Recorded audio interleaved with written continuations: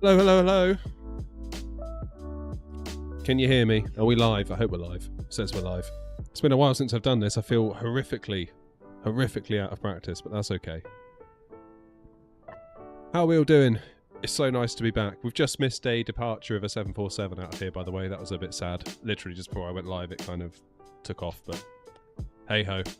So we're here at East Midlands, and we're taking the 777 freighter up to Edinburgh. Quite a short flight, but I wanted something short and sweet tonight. See how we do for time. Might be able to come back. And yeah, I didn't really want to be stuck in cruise for like 3 hours. So that's all good. Happy New Year to all. Anyway, Oxley, there you go. Happy New Year to you indeed. Who else have we got in? We've got Flaming. We've got Dirkster. Wasp, of course. Phillips in. Hey, Twitch chat's lighting up. Damn, look at that. Look at that. What are we flying today? We are flying the PMDG 777 freighter. So we're in Microsoft Flight Sim 2020. Because, of course, PMDG is not in 2024 yet. But that's okay. There's nothing wrong with 2020. Nothing wrong with 2020. I kind of feel like I need to be a bit careful of all of a sudden being like, ugh, 2020. There's nothing wrong with it. It's great. So, yeah, good. Happy New Year to you, was it?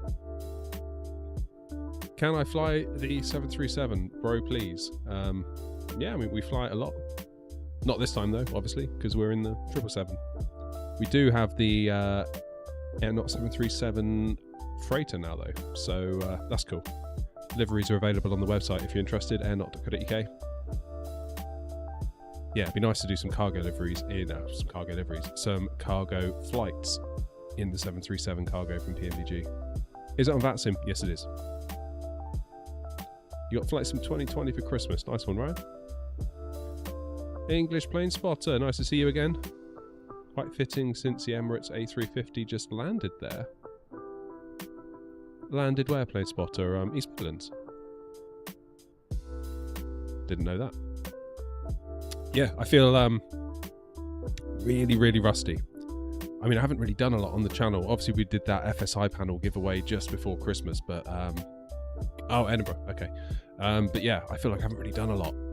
I really... No, we're not switching over to the 737, buddy, sorry. Yeah, I feel really rusty. I haven't been on VATSIM for some time. I got super sick before Christmas, like from pretty much the 15th or the 16th. I was just completely ruined. Got better in time for Christmas, thankfully, and now the outlaws have headed home. We now have the house to ourselves. I can get out here and do some streaming, which is very nice. I've missed it. I really have missed it. Like the other day, it was a couple of nights ago, I was just getting really twitchy, just like, oh, I just want to go out and fly. And I was going to do last night, except GSX completely ruined itself, so I had to spend the whole night until about 11 PM debugging that, so that's cool. But never mind. Anyway, we need to get inside and get our 777 warmed up. I need to get warmed up as well in terms of flying, because trust me, life is not good right now. Many mistakes will be made. So, battery on. Let's get the external powers on and get the Adirus on. Amazon Prime there. God bless them. We like a bit of Prime. Right, EFB, let's get our flight plan from SimBrief. That's all good. So I'm going to use the call sign Airnaut Cargo today. Still using our X-Ray November Oscar call sign that we normally use. But yeah, we'll be using Airnaut Cargo. So that's cool. Happy days. I do have a little bit of a checklist here for the 777 because it's been a minute. It's been a minute. It really has. So we can hopefully, when the plane starts to come to life, let's brighten these screens up a little bit. We should be able to get our FMC there in a moment when it all boots. Am I a pilot? No. Thankfully not. Most of all for any potential passengers. Wazza, you've been doing lots of VAT USA. Going to be a culture shock when you eventually fly back. Always on CTAF and Lowlycom. So everyone's in bed. I'll be rusty too. Yeah, I need to get over to the US, to be honest with you. I haven't never flown on VATSIM in the US, believe it or not. I've only ever done Europe. And I kind of want to break that this year. I feel like I avoid certain places because I kind of think like, well, it'd be lovely to fly there, but when I land, it's going to be a really, really tricky sort of taxi to the gate or something, and I'm just fed up of feeling that way, so I'm just going to do what I want from now on, fly where I want, and taxi instructions getting messed up, be damned. Alright, FMC, let's go pos init, so we'll get our GPS, pop that in there, EGNX for our airport, and we are at gate stand 74. And we'll just check all of these long lats, make sure they're reasonable, which they are.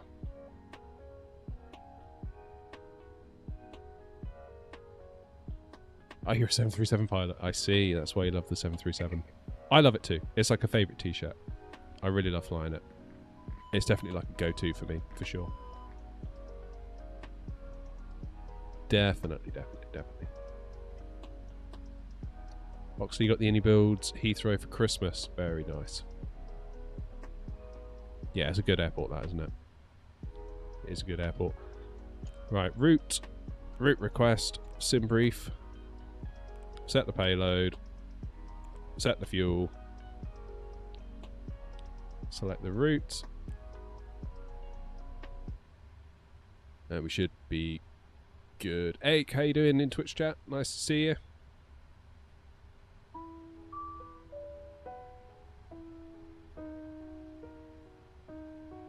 Oh, you put it off too, was it? Not as bad as you think. Although it did feel my first few VATSIM flights as a beginner, let things get on top of me. Yeah. It's easy to do though, isn't it? Alright, let's load in that route.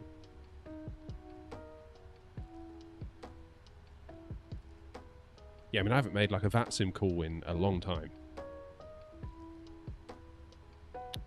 A long time.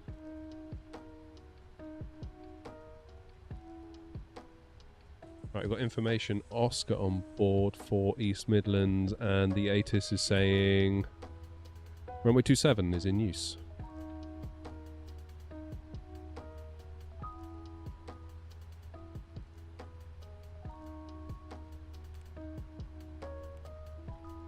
Okay, activate, execute that. That's good. Drop in runway 27 here. Sweet.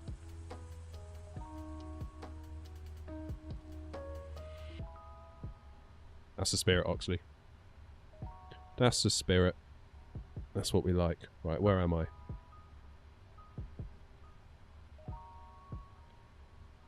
Okay, over to Perfinite. And we'll click the 0 fuel weight, which should put the value in the scratch pad. Yes, it has. Just click that. And then we can accept that data. Then go to legs, route data. Yeah, and then we just go load. And hopefully this will... Yeah, you see all those little W's? That gives us wind information. So if we had to click on one there, we now get wind information for that waypoint, which is cool. Right, departures and arrivals. We should probably make a call, actually, to ground. We have ground and tower here at East Midlands. That's pretty cool. That is pretty cool. So, what's the frequency? 121905. God, I feel so rusty. I'm going to make so many mistakes on this flight. It's going to be tragic.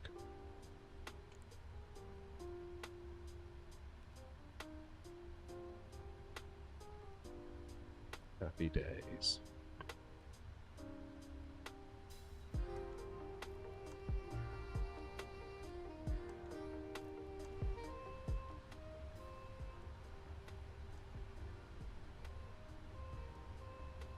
Right, let's just do a quick radio check to East Midlands ground. Hey, there's a bus. Very cool scenery, this. I like it a lot.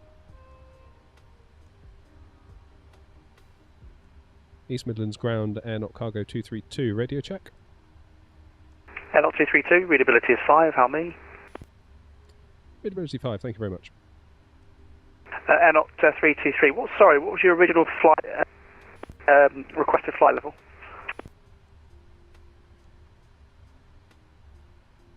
That is a good question. I think maybe flight level 280. Let me check. Yeah, sorry, if you can, because I got confused with another call sign and I accidentally put flight level 300 in yours. Just let me know what your flight plan says. Roger, stand by. Alright, we now have a job to do.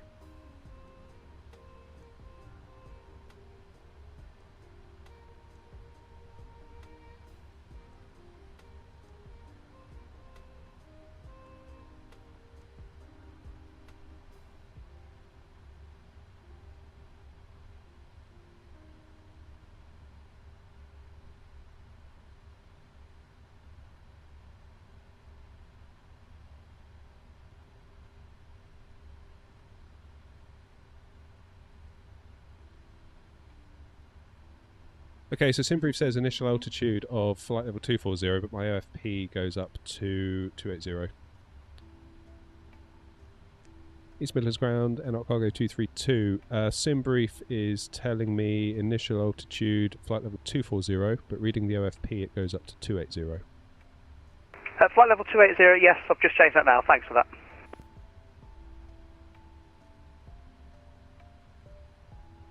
Cool, cool, cool. Big plane, short flight. Yeah, Norwegian. That's kind of what I like about this plane. It would feel wrong doing a flight this short in a passenger version of this plane. But cargo feels alright to me, to my mind.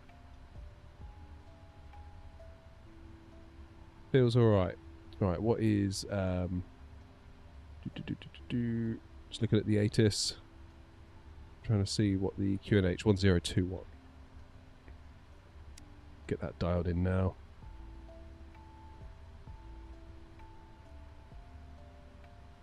Happy days. Yeah, looks like we've got the looks like we've got the same there, Philip. That's kind of unprofessional RT.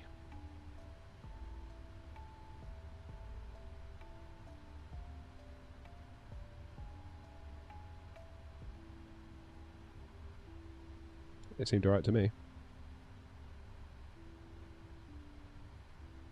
And postman, sorry, World Express 524, request taxi please. World Express 524, taxi on the point Alpha 1, runway 27 via Juliet and Alpha, QNH 1021. Cheers, Delta. Nice to see you again. Happy New Year, mate. Alpha 1, runway 27 via Juliet and Alpha, QNH 1021, World Express 524.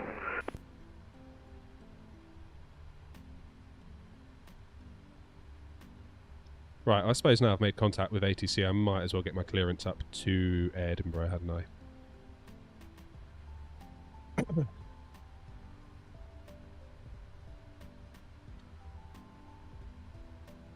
You're the most professional streamer I know, so Oxley, you maybe want to check out some other streamers. Trust me, I'm not the most professional streamer out there. I feel like I'm the idiot of VATSIM most of the time, to be honest.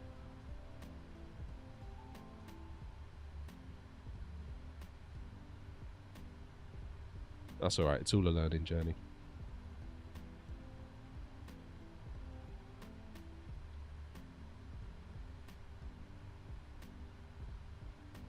East Midlands ground, NOC cargo 232, stand 74, information Oscar on board aircraft type, Boeing 777 freighter, looking for clearance to Edinburgh, please.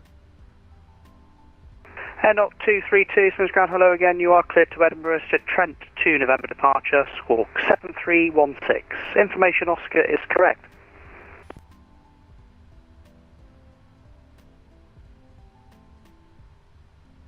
Cleared to Edinburgh on the Trent 2 November departure, squawk 7316. Information Oscar is correct, NOC 232. NOC 232, read back correct. Beautiful. Okay, 7, 3, So I've got a bit of a tragic piece of news. I'm sat on about 90 quid's worth of Amazon vouchers that I got for Christmas. And I really wanted to get some of those Logitech radio panels, and they're out of stock, which is really annoying. Never mind. Right, are we on Exponder?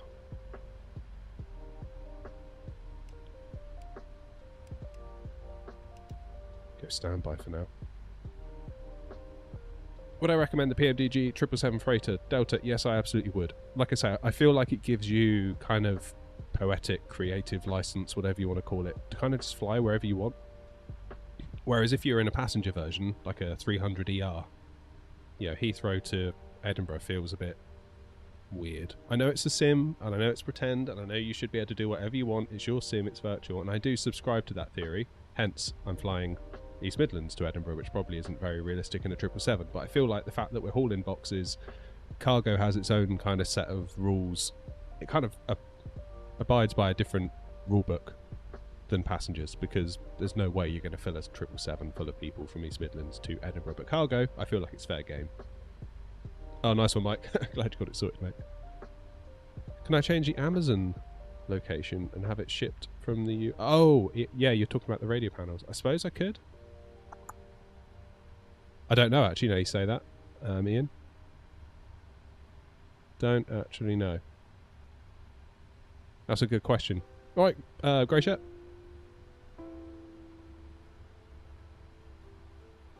Yeah, that's a good point. Maybe I could change the location to the US and order them that way. I guess I'd probably have to pay customs and stuff like that, though, when it gets to the UK, which might make it a bit annoying. It's annoying because those Logitech radio panels, they seem to appear and then disappear. Annoyingly, I could just ship them direct from Logitech and get them, but then it'd be like, well, I've still got those vouchers, which I kind of wanted to use. But whatever. Whatever. Right, Trent 2 November departure, runway 27, boff. Into Edinburgh, ILS 24, we think. Input 1 Echo. That may change en route, of course. That's alright. Right, back to my 777 checklist, because I'm not as familiar with this as I am with the 7.3, and I feel like it's been ages since I've done pretty much anything. Order Express 524 New QNH 1022. 1322, thanks, 524. Okay. Let's just go through the legs page, step through things here. So, out of East Midlands, there's Trent, up we go, top of climb, top of descent, in pip, and we'll vector ourselves, or we will be vectored by ATC into Edinburgh, runway 24. That looks good to me.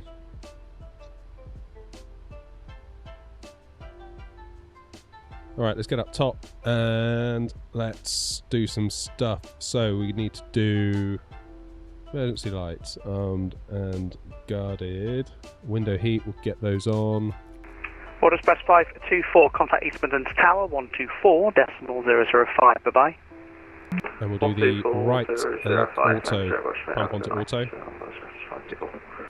That'll give hydraulic pressure to the brake system. Let's do a cargo test.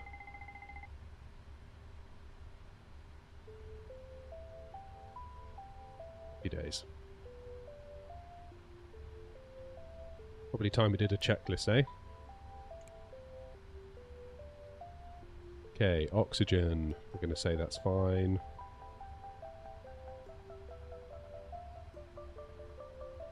Set parking brakes. There we go. Why didn't PMDG just make a regular 777-200ER or LR? I think they are. I think they will. I'm definitely going to do a 200. I don't know.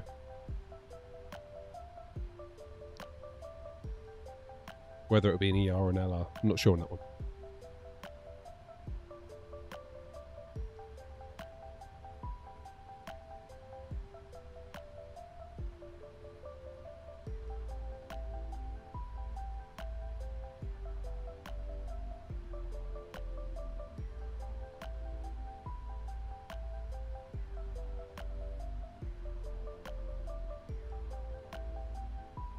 Okay, runway heading is 268.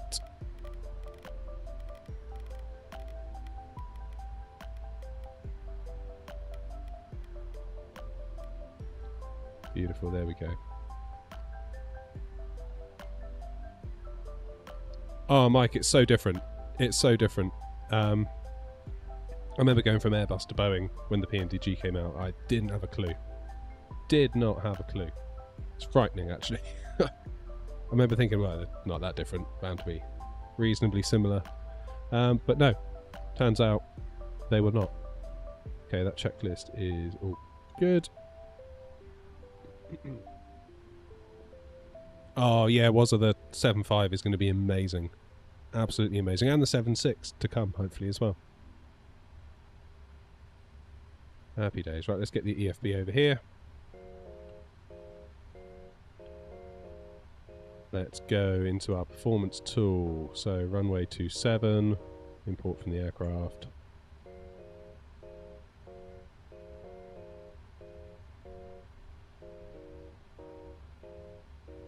And we'll calculate that. 153, 155, 156. Sorry, my throat is not good today. So, flaps 5, takeoff rating TO2.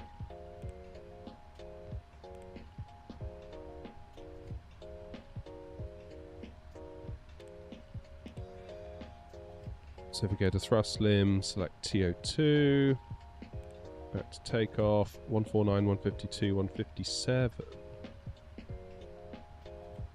We are a knot or two out there, aren't we? Why is that? 153, 155, 156. Why is that different then? Oh, I haven't done my select temp, have I? Which is 49. That's better. I'm still a knot or two out, isn't it? Near enough.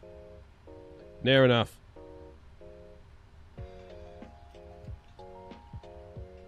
That'll do. Right, let's get the EFB back over here where it belongs.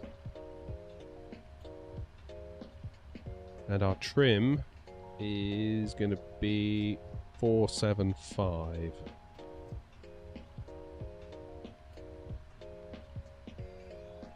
Nice.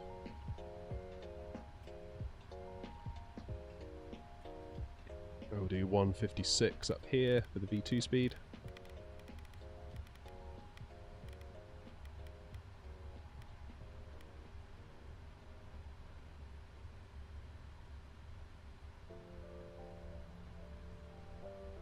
Trent 2 November has an initial, or an altitude limit I should say, of 6,000 feet, so we'll get that in there too. How are we looking on the checklist? It's all good, that's done, that's done, that's done, that's done. Done my takeoff briefing, that's all looking fine. What I want to do is quickly check the taxi route.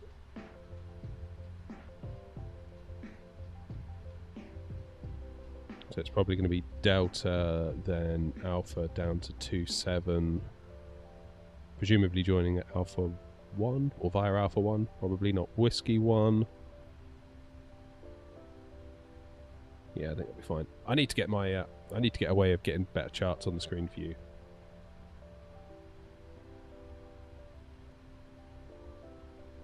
Is cargo part of day 1 on the 757 or later? I don't know actually, Mark. Don't know. Don't know.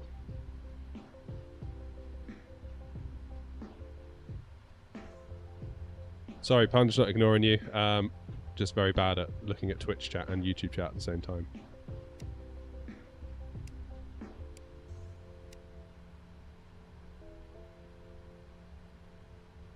Right, we've got 5 minutes till our off-block time.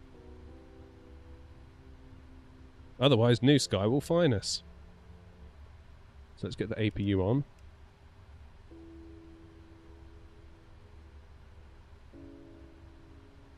Is Microsoft Flight Sim 2024 worth it yet? It's getting there. For me anyway, but the trouble is I was having problems when other people weren't. And everyone was like, what's your problem? I was like, well, That's my problem. can't do this, I can't do that. So, it's a tricky one. I think for me, once PMDG get themselves over, then we'll be alright. That's kind of what I'm waiting for, I think, really. If I'm being completely honest. That's the point where I might consider uninstalling this, when I can hop into a 7.3, a 7.7. Obviously the Phoenix is there. GSX is there. VATSIM is there. More or less done, I would say, at that point. Do I own the Phoenix add-ons? Yeah, Delta do. Justin, I really like the Tobii eye tracker. I like it a lot. Full disclosure, they did send me one. So whether that changes your opinion, I don't know. But I do really like it. I wouldn't want to be without it at this point. The most useful I find it, Justin, is when we're on the ground. Annoyingly, I've run out of USB ports because I've got another thing plugged in at the moment. So I've unplugged it for today, which I'm actually kicking myself for now. And I can't be bothered to change it right now at this point in the stream. However, on the ground, if you want to quickly sort of just check to the left or check to the right, it's worth its weight in gold. It really is.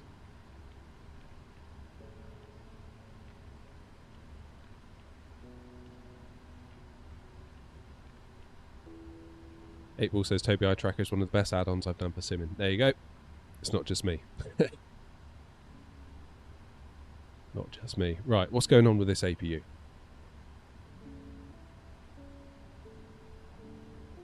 Happy days.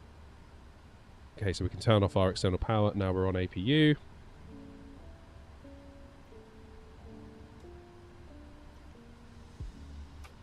We'll go into the EFB.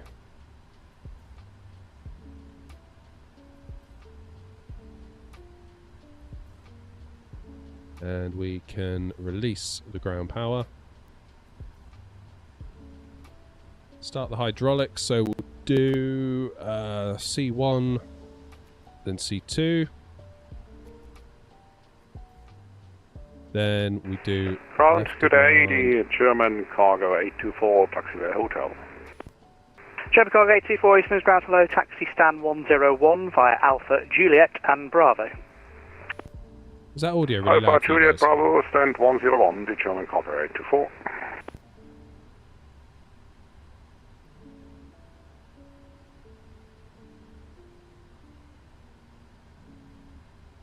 Sweet. What am I doing now? Get those on. Let's get our fuel pumps on.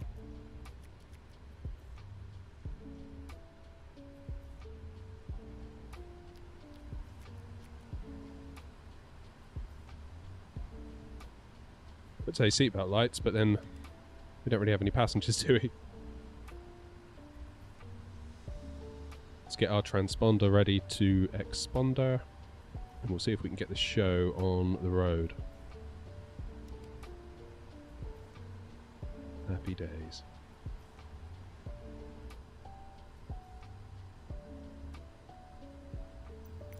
Right, hopefully GSX will work for us now. Ice warning, do you want to do... No, we don't want to do that. Due to icing conditions, please stand by for engine start until push completed and brakes set.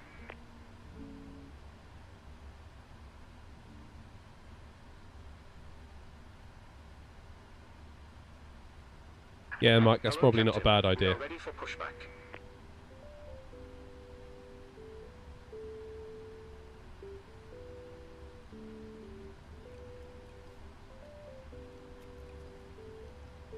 Let's get our beacon light on.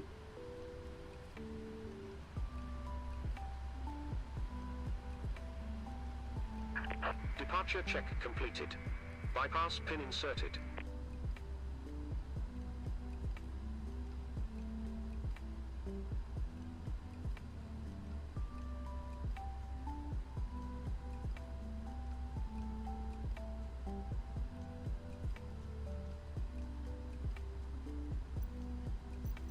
Do you have a little look outside?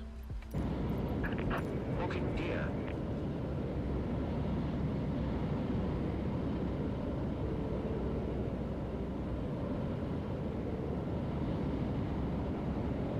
I possibly in an area that's too small for a 777? I feel like maybe I am.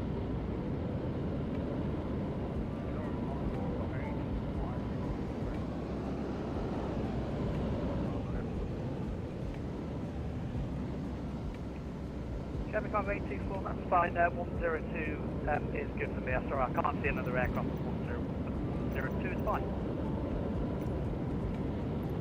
Static aircraft, maybe. Oh yeah, Philip, are you flying along today, Philip? I forgot you said about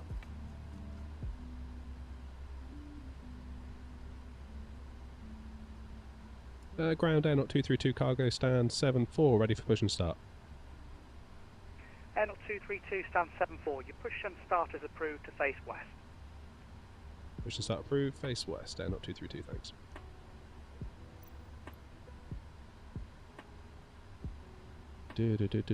Right, so I'm facing south. Need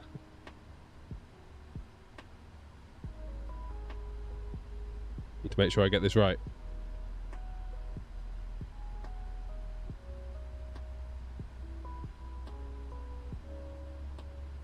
So I'm going to want to face to the right, aren't I? I want nose right, tail left.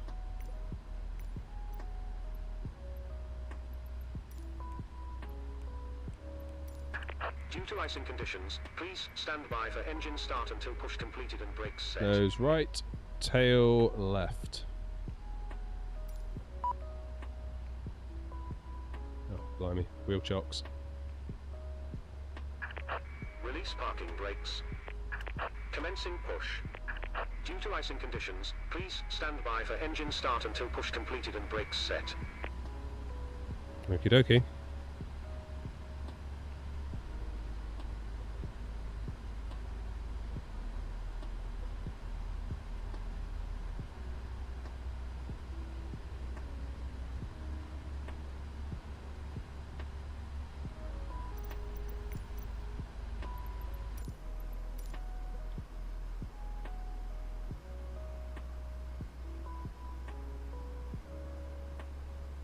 That is a fine looking aircraft, isn't it?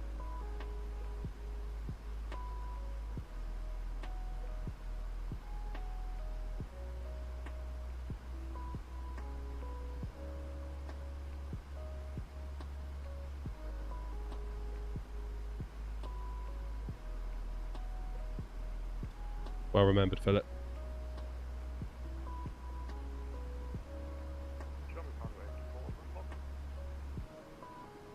Cargo 824, thanks. Have a good evening. Thanks for service. Good evening. Bye-bye.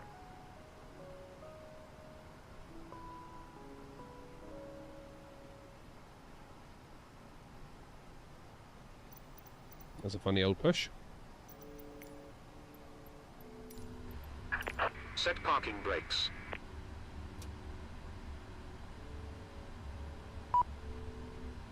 Alright, left engine switch to start. This has got to be it, right?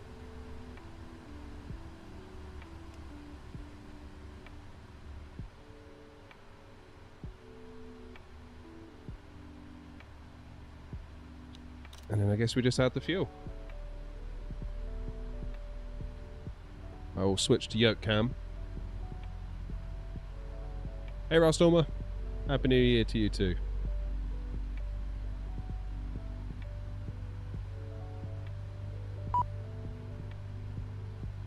Alright, let's just get rid of GSX.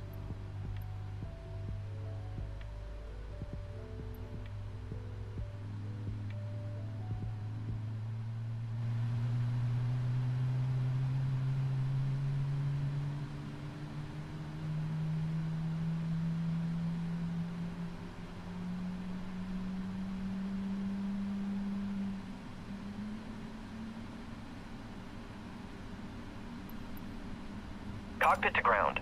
We have a good engine start. You can disconnect. Unlocking gear.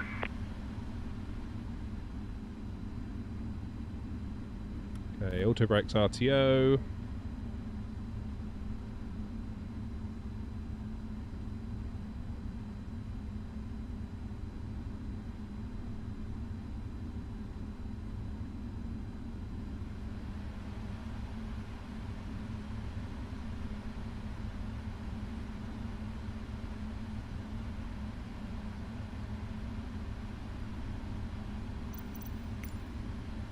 live weather on? Yes, it is. Tow truck disconnected. Bypass pin removed. Okay, engine number 2. Left is clear. Right is clear.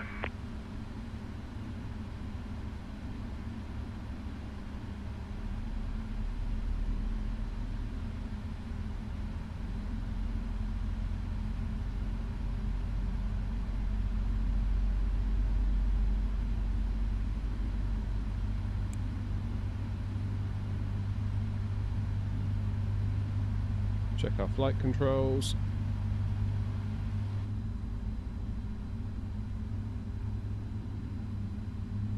Check rudder.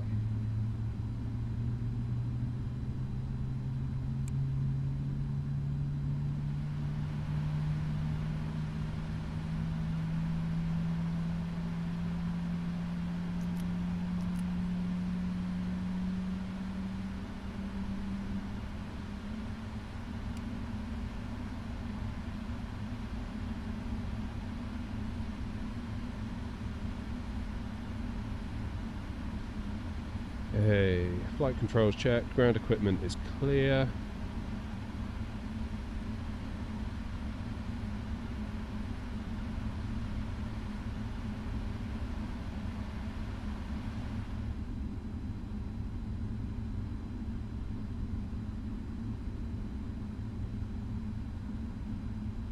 Happy days.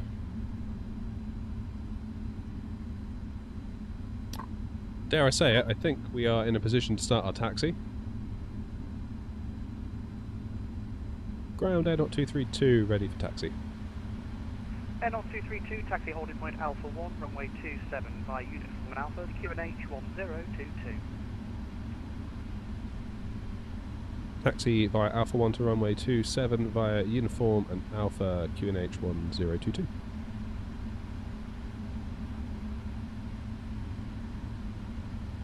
Should have did my call sign at the end of that.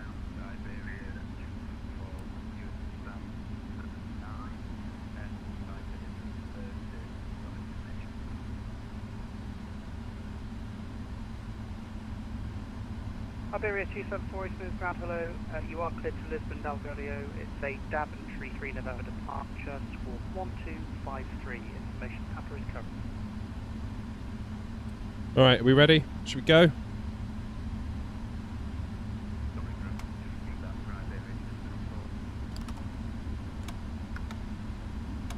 Iberia 274, you're cleared to Lisbon, Delgado. It's a Daventry 3 November departure, squawk 1253.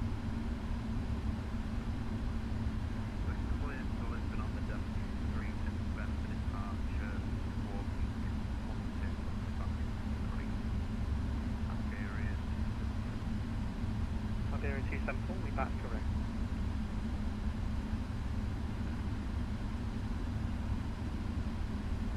We need a tiller, don't we?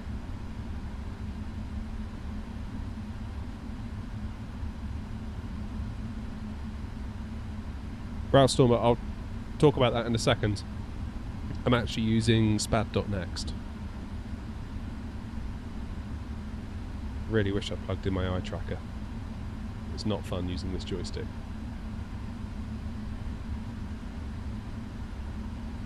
I wonder what frames we're getting actually now we're fired up. It's above 30, it's good enough. Without frame gen.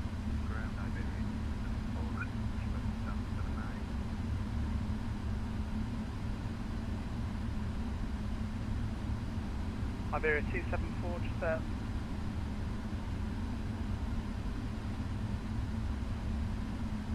Iberia 274, just hold short to push, I'll get you moving shortly.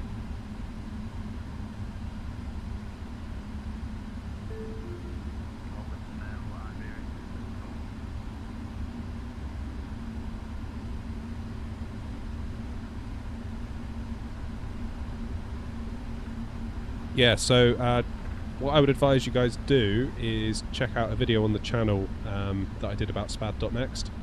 There's a piece of software, you need to buy it, but it will detect your throttle unit. If you unassign all of your controls in the sim and basically hand everything over to spad.next, you can download profiles that people have built online. Air 232, contact East Midlands Tower 124.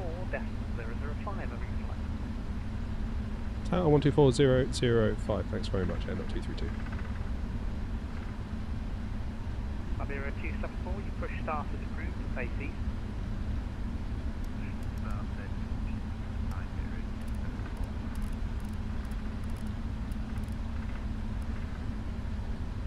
All stations, East Midlands ground is now closing. Say again, East Midlands ground is...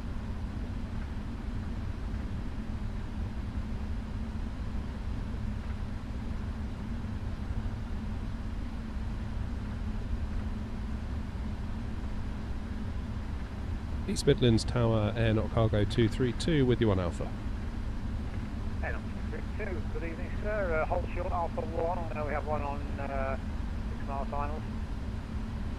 Hold short Alpha 1, traffic in sight, Air Not 232.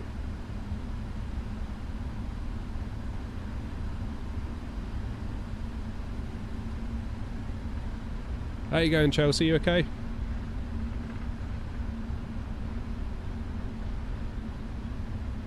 Oh, you're on Xbox? Oh, okay. In which case, maybe check out my video for the 737 throttle setup.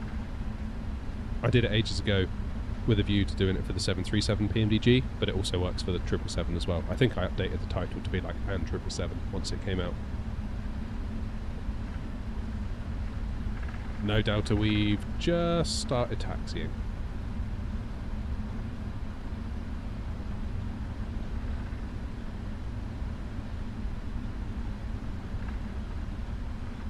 Hope we get to see a landing at least, that's pretty cool. Is it not?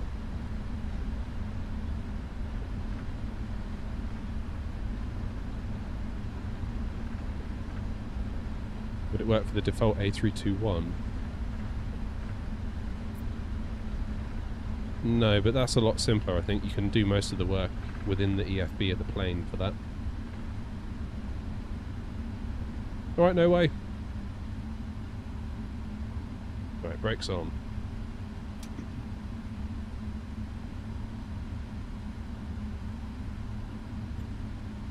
Or takeoff is fine. Quite nice we've actually got a minute here to get ourselves set up.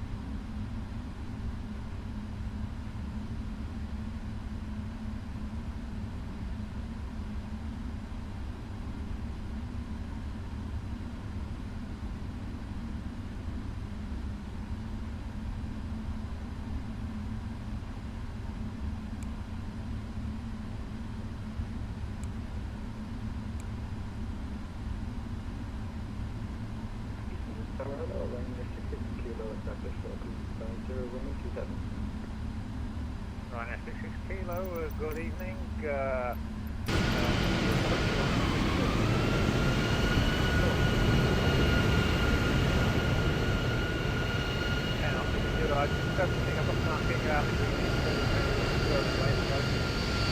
Not a problem, we're quite happy with it. Yeah, not too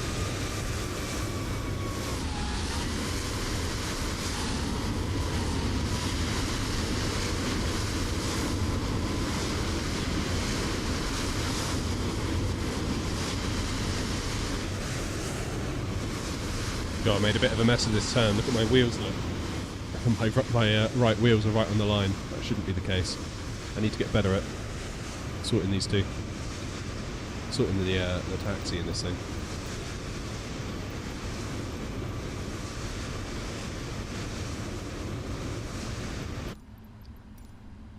Oh, no way, that's 3D print.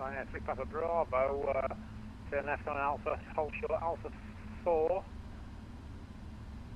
Alpha, draw Alpha 4, right there, 3 Papa Bravo. Right, 66 Kilo, surface winds 240, take knots, runway 27, clear to land. 2737, right there, 66 Kilo. Iberia 274, are you with me, sir? Iberia 274, Roger that, just calling, ready to taxi. That will be February, I think, no way, assuming. Right, 3 Papa Bravo, taxi to stand, actually, turn immediately, my bad, I'm giving you the wrong direction is right, turn right there on Tango if you can.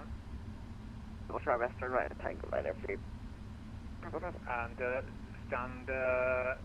stand 8. Stand 8 right there for you, Papa Crest. Oh, Parsnip, you there too? Good evening, Tower Iberia 274, ready for taxi. Iberia 274, taxi to holding point Alpha 2 for runway 27. Yeah, holding point Alpha 2 for runway 27, Iberia 274.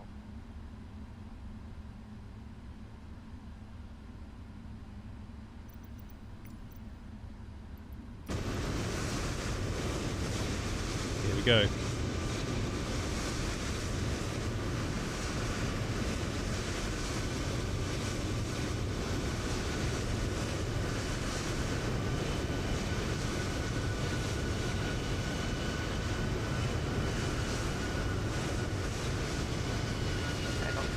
Behind the landing aircraft line up runway 27 behind. After the landing aircraft, line up number 27 and up 232.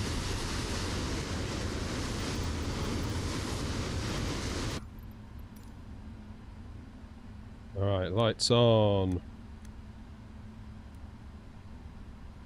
Beautiful, let's go.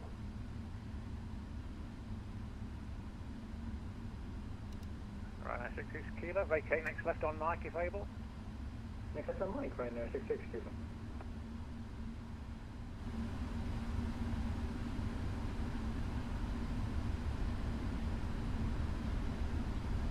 Oh, the APU still running.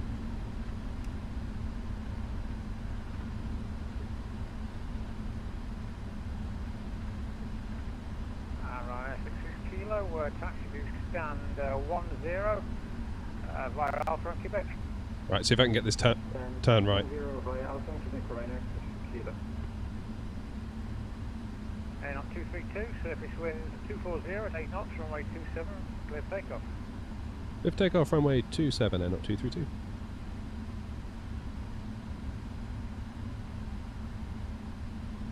Come on. Iberia 274 behind the 777 about to depart, line up behind.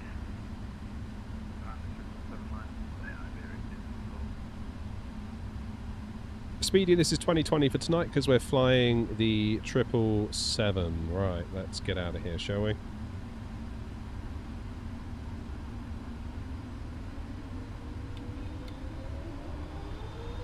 on 232, 240, take knots, runway 27, clear takeoff. Airspeed's live. Lift takeoff and up 232.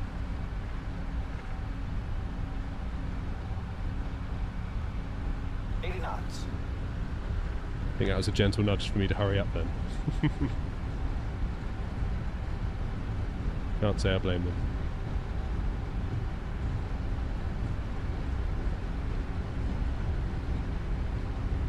V1, rotate. Come on. Nice and gentle in the triple. We don't want a tail strike. Gear up. Flight directors would help, wouldn't they?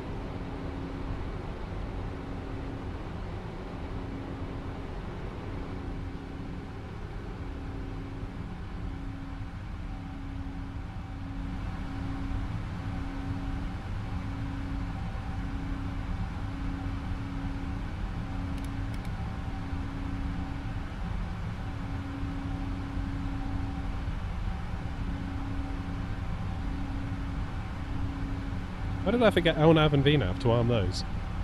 That's shocking behaviour. I told you I'd make mistakes, didn't I?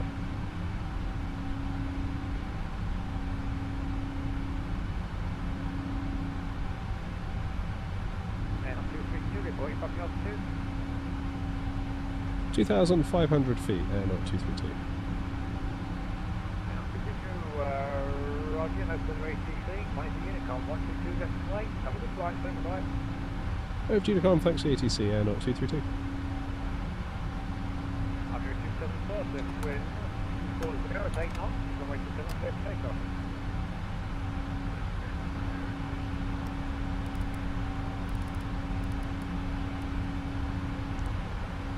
There we go.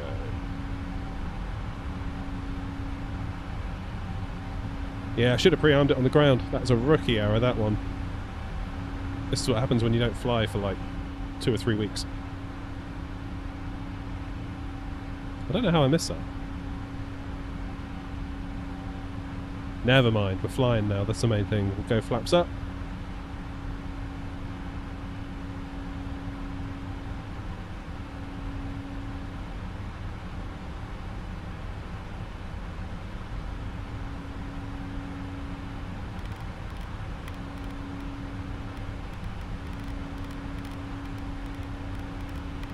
Got 280 in the window now, we're onto Unicom.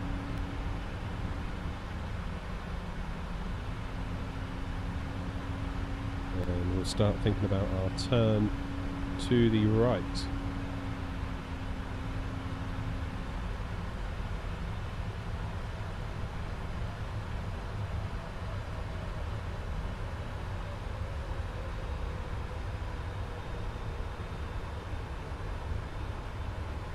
So Daisy, don't want to be descending. I told you I was rusty.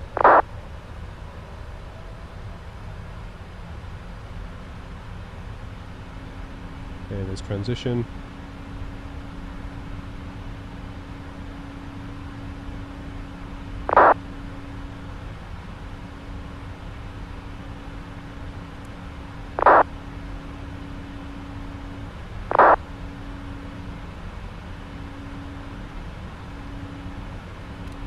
Autopilot on. Oh, hello.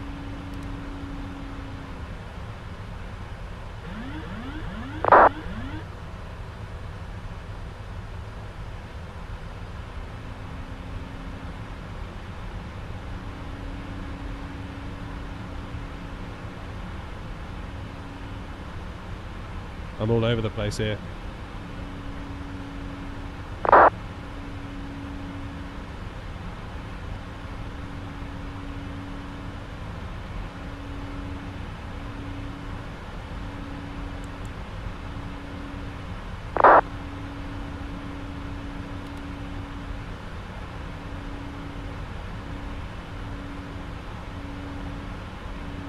There we go, that's better. Aye, aye, aye.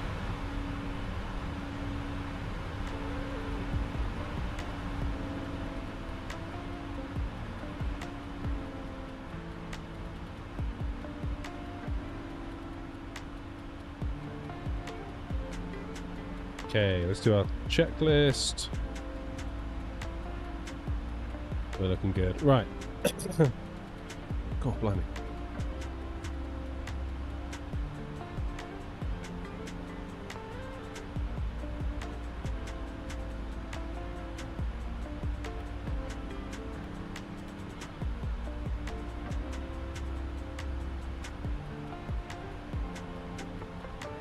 Resync the old bug. That's something we don't have to do in the bus, isn't it? Never mind, eh? There we go. Our comment's different for the vertical stream. Yeah, and it's really annoying. I wish they'd be the same, but they're not. But they are not. I think what YouTube should do is merge the two systems.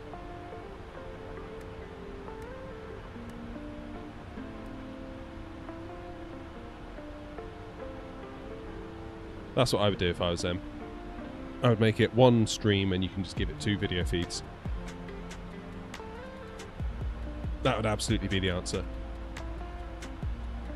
Yeah, so I've kind of got like my chat in like 3 columns. So I've got like Twitch, I've got YouTube vertical, I've got regular YouTube.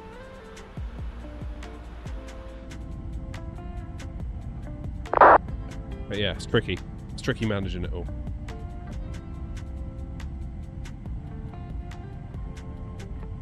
And yeah, it confuses some people a lot.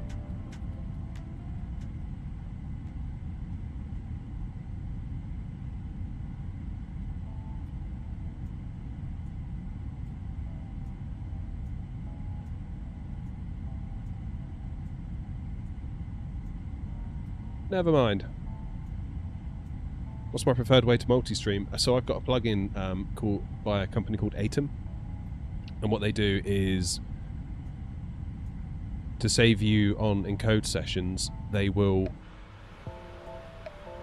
send one encode session to multiple places, but it does mean you then have to kind of limit yourself. So for example, Twitch, they won't let you send anything more than, I think it's like 6,000 or 8,000 kilobits.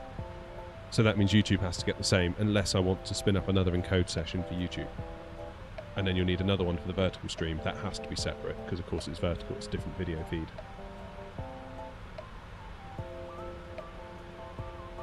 Yeah, tricky one really.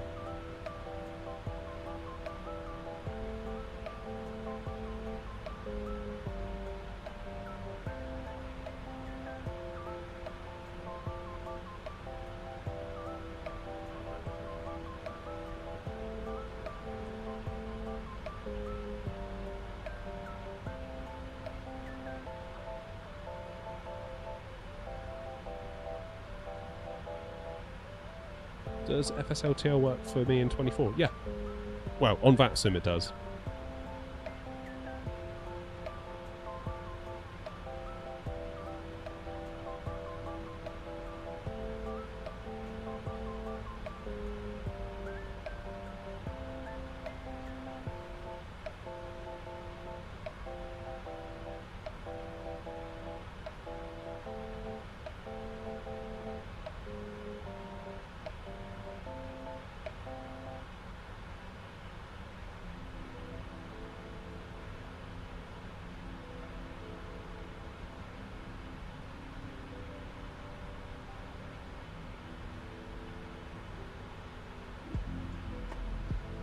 Hopefully Chelsea, yeah.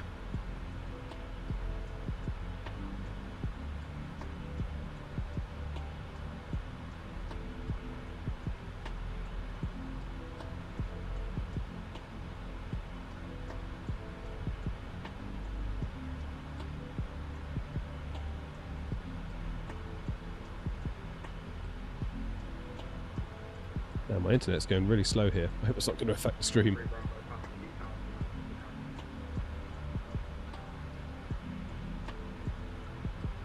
It's gone real slow.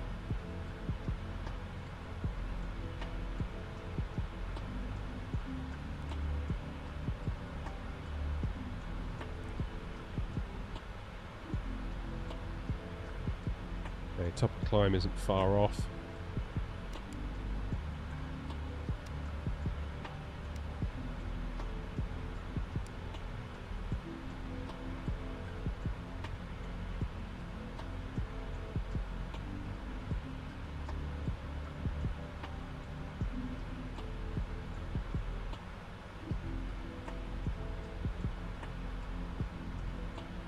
Weird. Have I seen the new GSX hub? No. I have not. What's going on there? What have I missed? I really need to sort out my white balance on the camera. Honestly, I look so red. I swear to you, I'm not this red. Look, a little beetroots out here flying. Yeah, sorry, I was just reading that. You got permanently banned for your name being wrong. That doesn't sound right. Sounds like a mistake's happened there.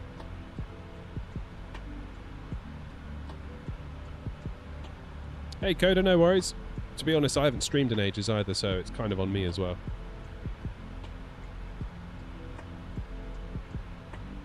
So is it an add-on, or is it actually from GSX, Chelsea?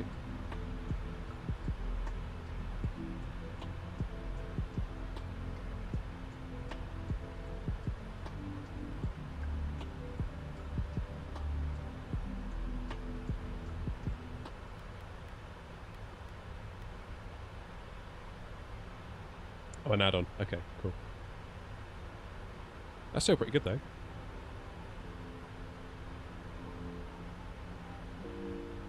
It's a full ban if they ask for ID to prove who you are. If they think it's an assumed name, they'll ban until you prove it. Oh. Darn.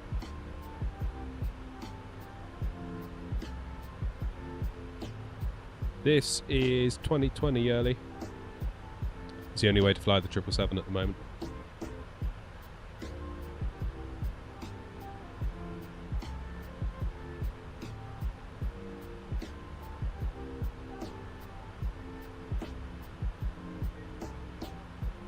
Okay, so we've basically got nothing until Tower at Edinburgh. So at the moment, I think our plan is to self-vector after TLA.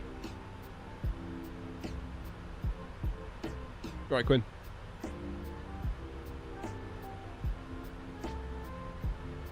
Speedy says, do you think the PMDG 777 will ever be available in Microsoft Flight Sim 2024? I would presume so.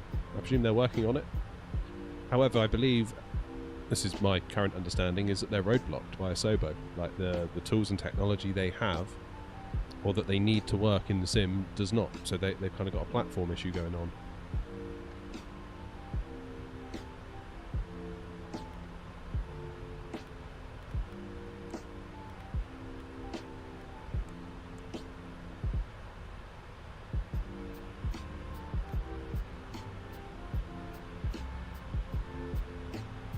So hopefully that'll get dealt with soon. I mean, it might be that one day Asobo just pops up and it's like, there you go, fixed. And they can get us something quite quick. The question is, do they give us a 2020 port into 2024 as soon as possible? Or do they basically keep it all under wraps until they've got a full-on 2024 build? I would rather we got something sooner rather than later, and in the interest of time, I would much rather they just gave us a 2020 port and then said, yeah, but don't worry, we're working on the full 24 version. RSR said Asobo resolved it, but no date on when the patch will be deployed. Whoa, so, okay, so that could be pretty cool then. When did they say that, Mark? Is that fairly recent? I feel like I need to look on the PMDG forum now.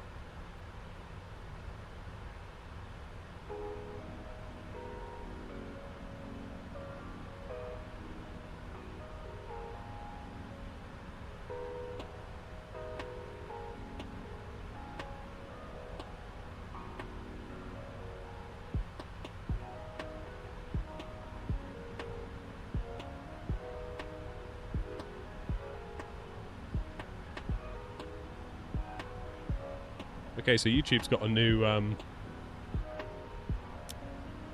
new goal thing, I guess, to encourage people to donate and stuff. So I've just clicked it. I've no idea what's going to happen though. I had to say how I'd celebrate if the goal is met. So I just put, I'll waste all of your money on sweets.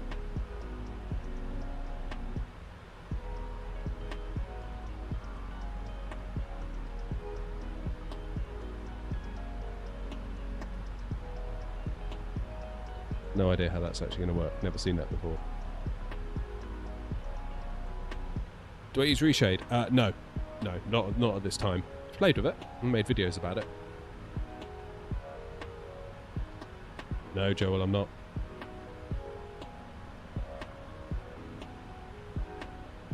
'21 December word salad. Okay.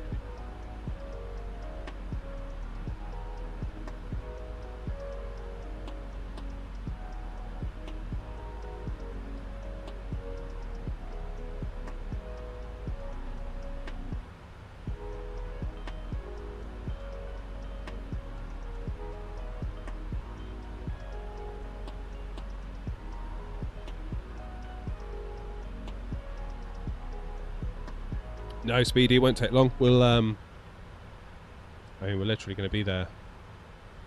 Got top of descent in 40 miles. So, yeah, it's not going to be long. Not long.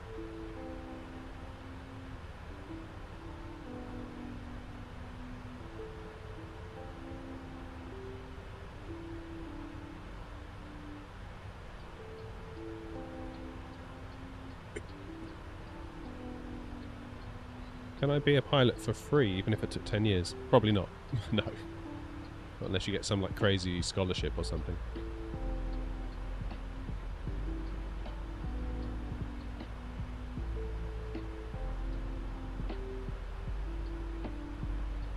It's very expensive.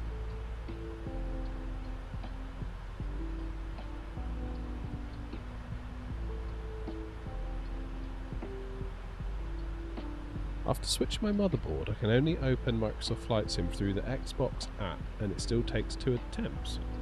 What? That's weird.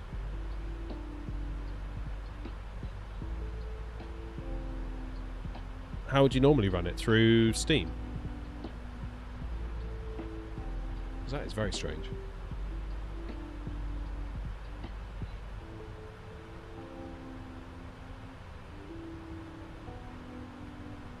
I know that some...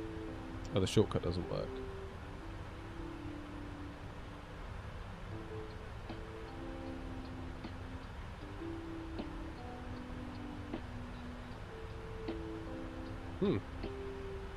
You haven't changed your drives around or anything like that? Like your D drive is now like E drive or something weird like that? Anything like that going on? It's rather weird though.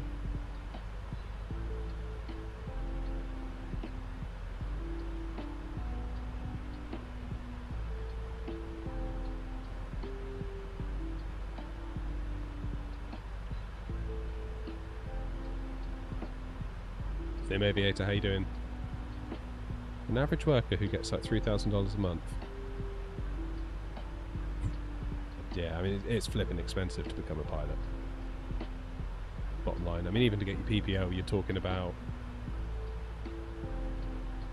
you know, many thousands to get a PPL. My father-in-law did it years ago, and that cost a lot then.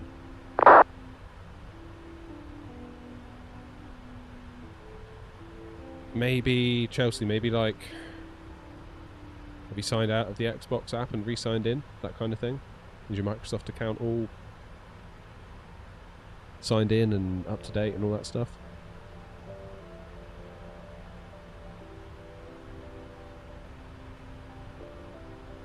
I know that like some people like Hardware Unboxed, they have issues sometimes where they'll be trying to test a certain game with like loads of CPUs, and the game will only let them do like a maximum of like 5 CPU swaps or something like that, and as a result they have to remove it from their test suite.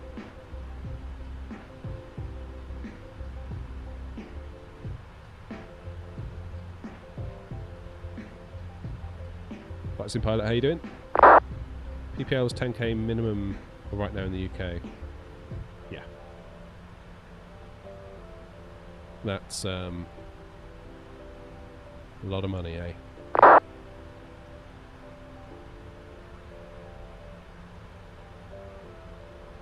Reset MCP altitude, VNav 280.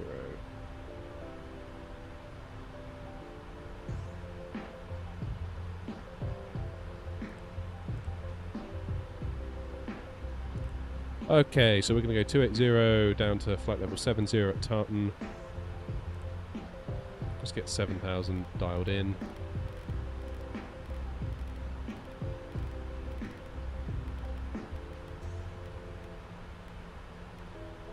Is there a way to turn off that acceleration? PMDG setup, aircraft, equipment.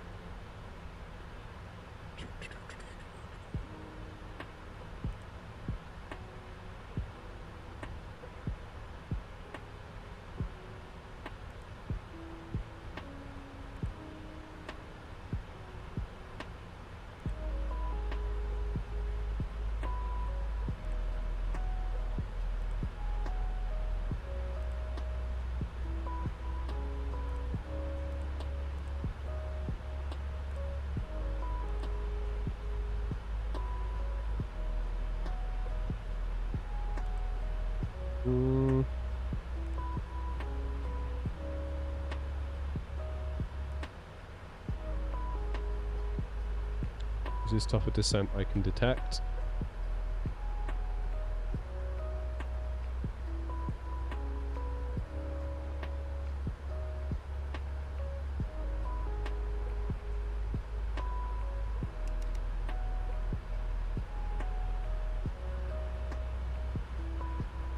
There he goes.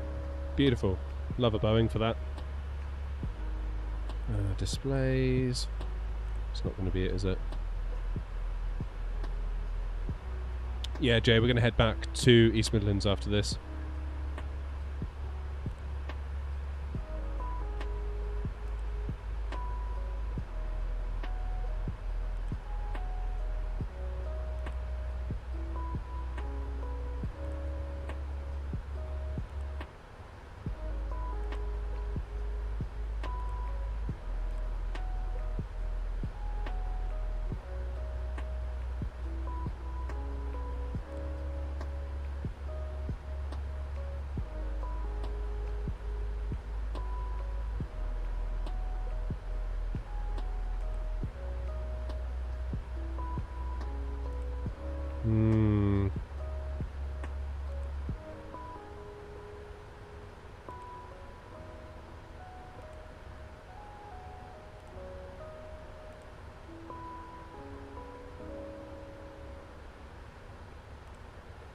Doesn't seem like it, is there?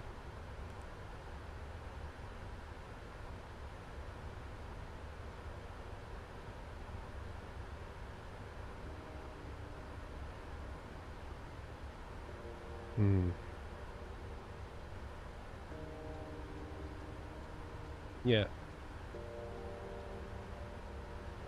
Don't know the answer to that question.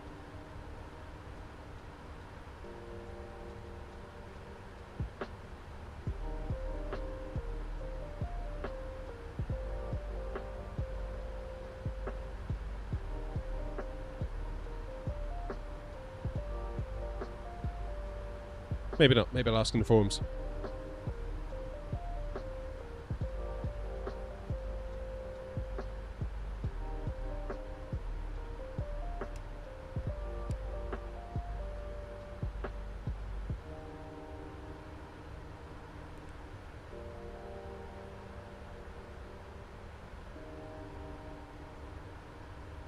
Doing an 8-hour flight to Dubai in the A380. Damn, nice.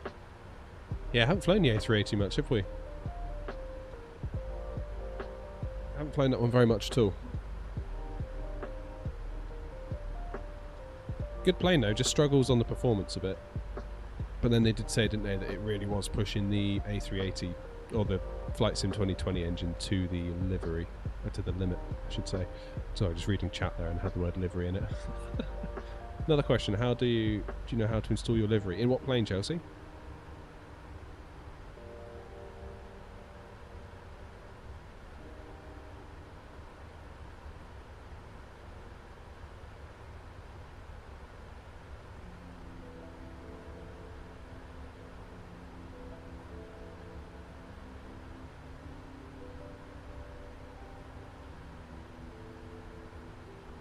Alright, it looks like we've got 2 ahead of us, but I'm quite far back.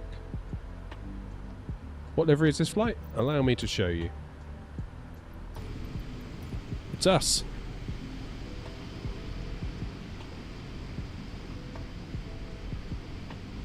Very pleased with how that livery turned out. A319. Oh, don't worry about the VRM folder, Chelsea. Just do the main bit. The VRM file is just for VATSIM model matching. So what you do is you go into the model matching custom rules in vPilot and you can point it to that VMR file.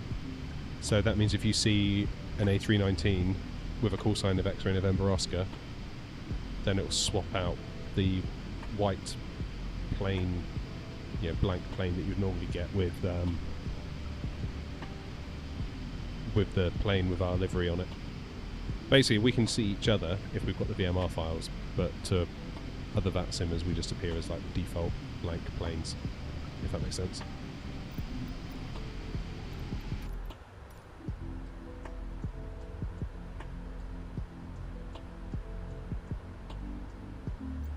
Oh, Philip, yeah. I didn't see you. Where are you?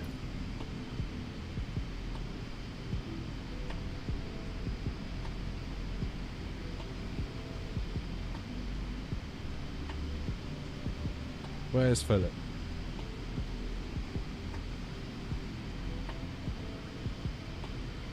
That looks pretty epic, doesn't it? Who's that beeping at me? That sounded like a vPilot error.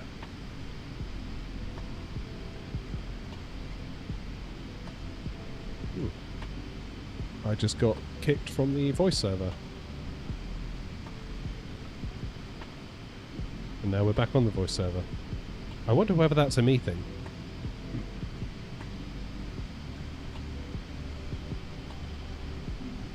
Little white line above your tail.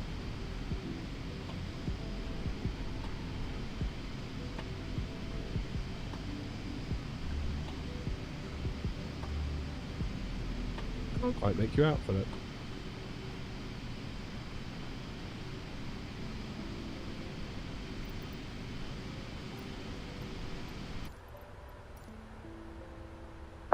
Speed brakes.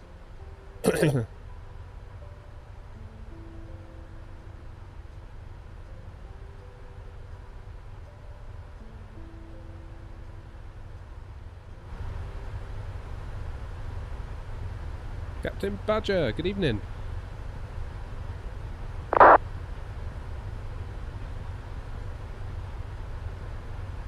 Cheers, Christian. Yeah, very pleased with that livery.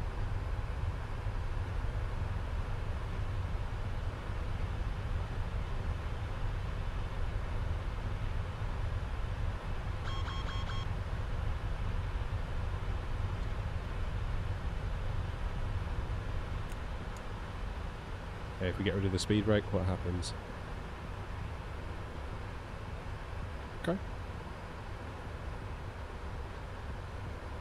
No, you actually have to go into the vPilot application. So maybe, Chelsea, a good thing to do is just to make a folder somewhere. Maybe, I don't know, just think like your documents folder, call it VRM files or something. For all of the different VRM files that you have, put them in there. Then you can point vPilot to those files.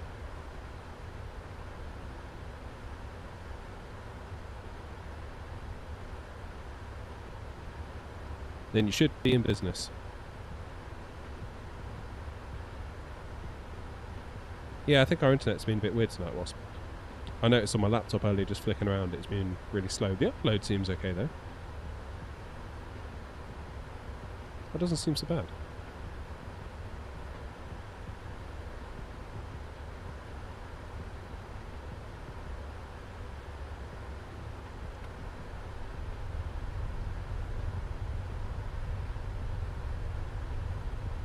Okay, let's switch to yoke cam.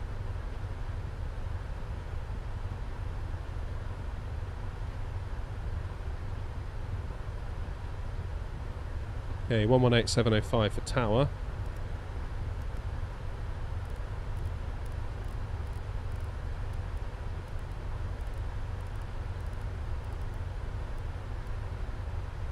Get that ready. Now, where are the cargo stands at Edinburgh?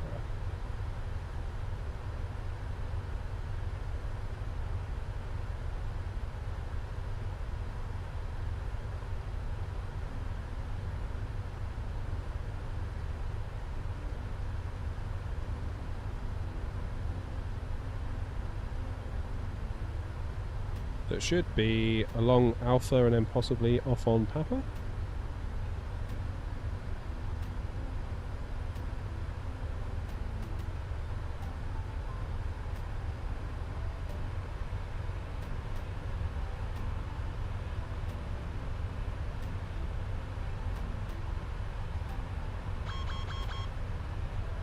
Yeah, I know the speed brake's out, but I kind of want to leave it out.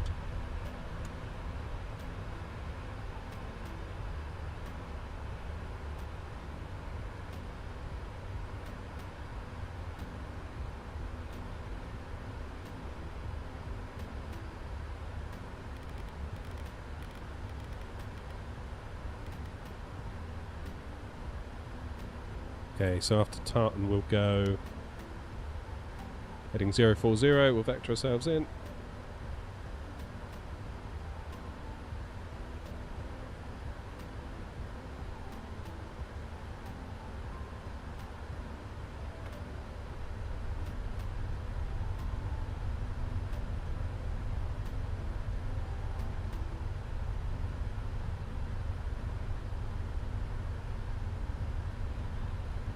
Edinburgh traffic, air not cargo, 232 heavy approaching Tartan, flight level 070, self-vectoring for runway 24, Edinburgh traffic.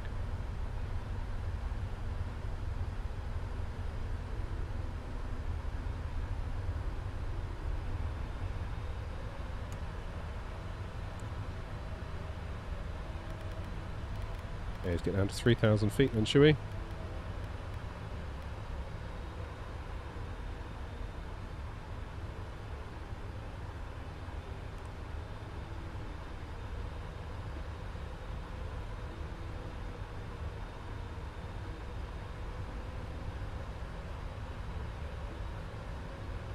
Oh 8.9, that's all good.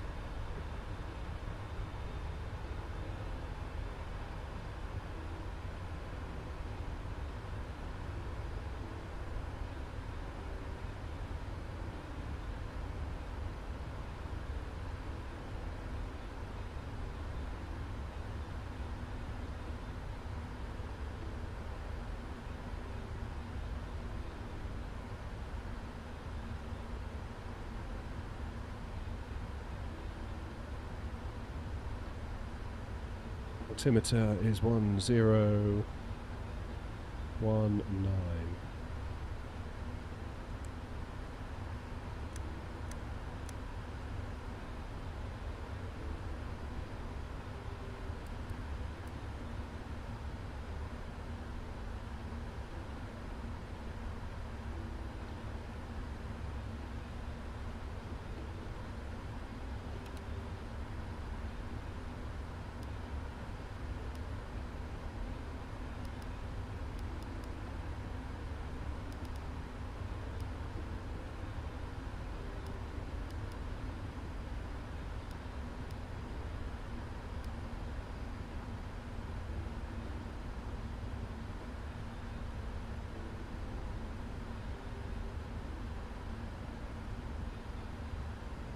First cargo ramp is stand 211.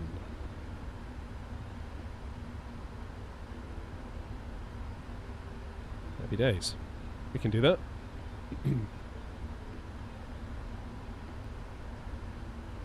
Okay, let's do landing en route, runway 24.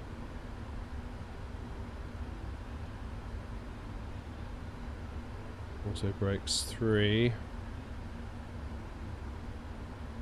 I think we should auto brakes 4, to be honest.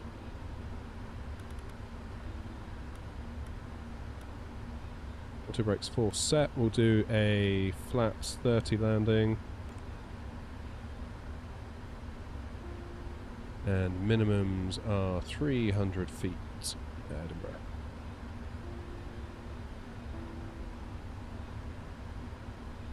Don't like the acceleration on the dials. I'd like to turn that off if possible. I don't think I can.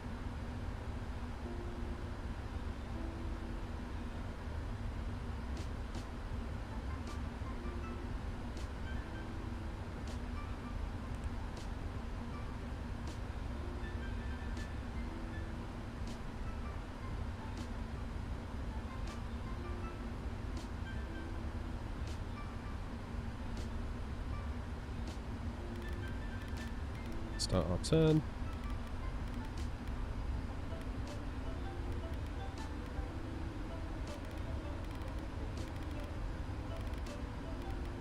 At 200 knots.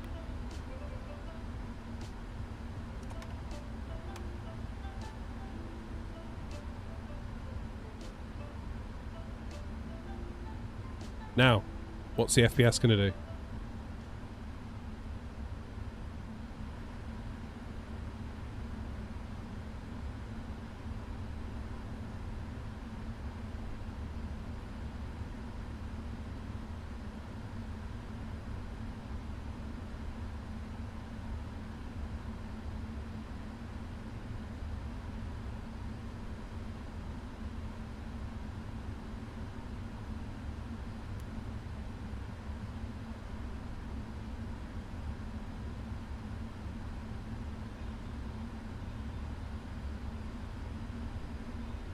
Edinburgh traffic, Air 232, heavy, flying, base, runway 24, Edinburgh traffic.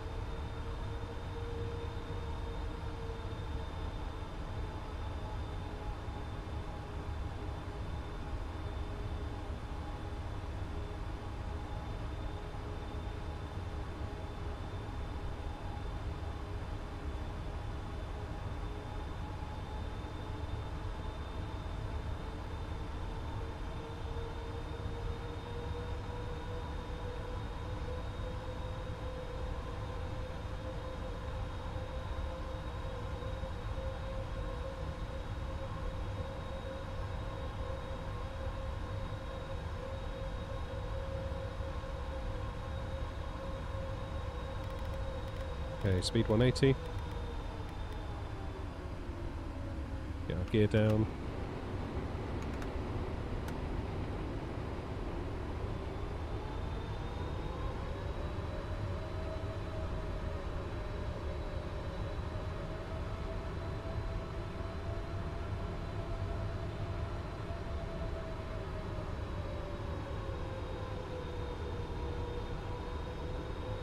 Yes, Fat Sim indeed. Okay,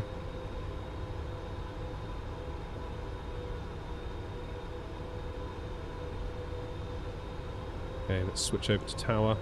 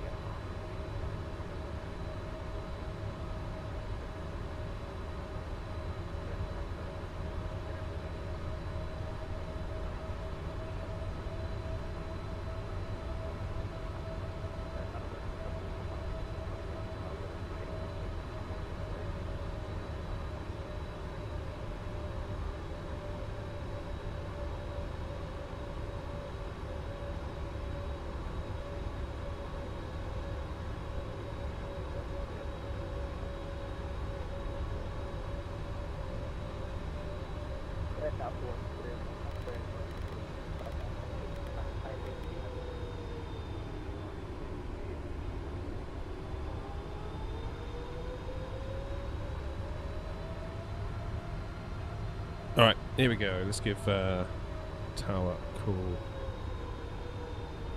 Edinburgh Tower, Air Knot 232, heavy, established on the ILS runway 24, 12 miles to right.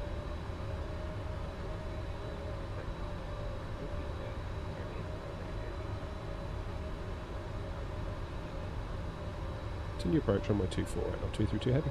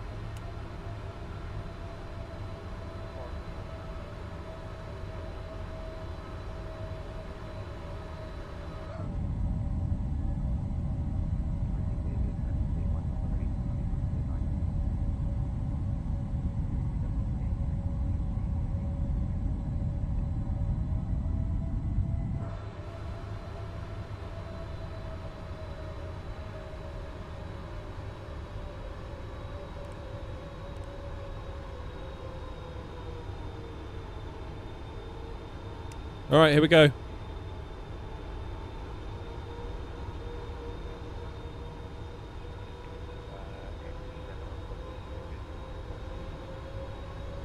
Air Knot 232.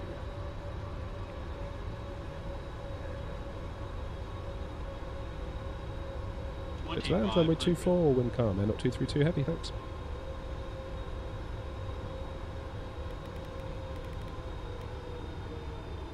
Okay, let's do approach speed 148.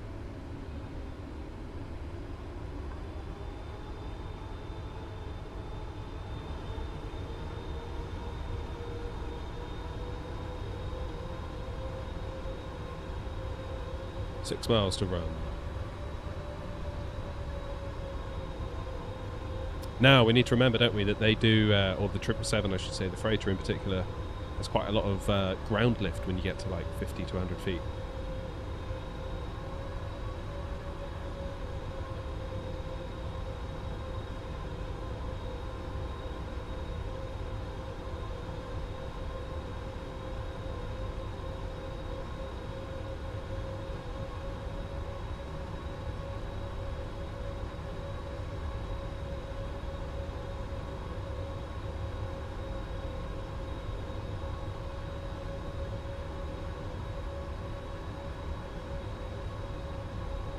Happy days.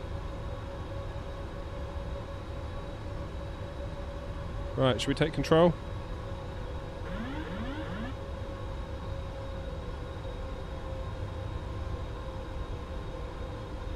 Hopefully the FPS doesn't go into the toilet as we get nearer the airport. Possible that it might.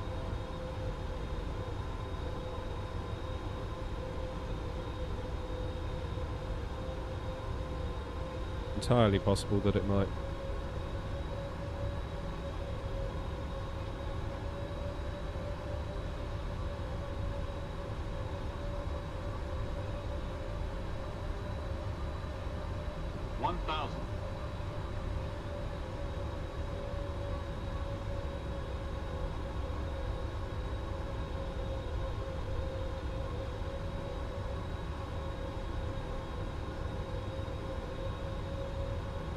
Edinburgh Tower, good evening. 60 Juliet is holding down.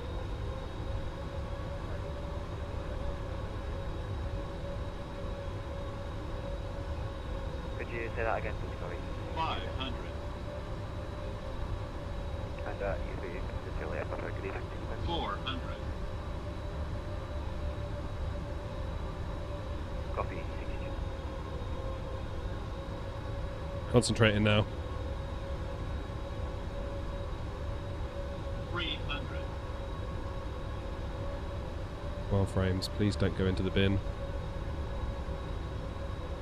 Approaching minimum. 200. minimums. Not feeling good. Continue.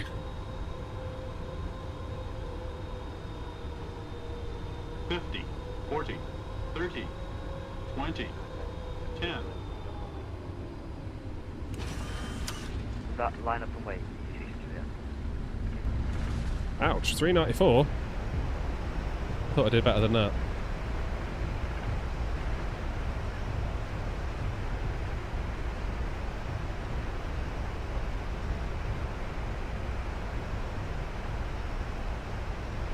Okay, reverse is stowed.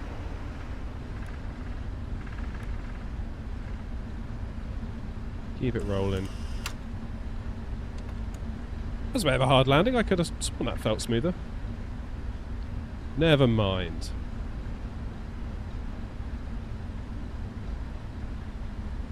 Frames were a bit choppy, maybe it was that. I'm sure that's the reason. That's the reason. That's what we're going with.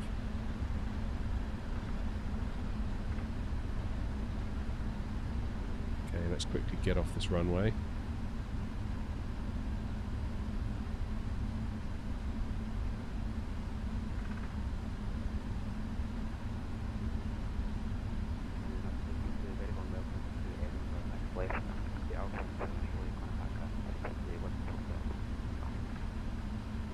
Taxi Alpha initially, then over to ground thanks to the ATC, Air 232 heavy.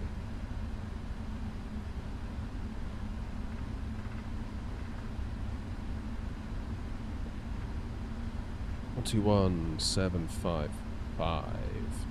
Right, let's get this turn right. I'm always messing up these turns in the triple.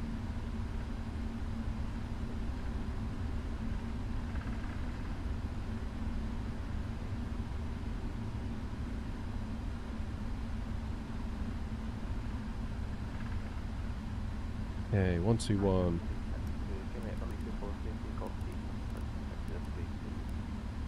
Clear to takeoff.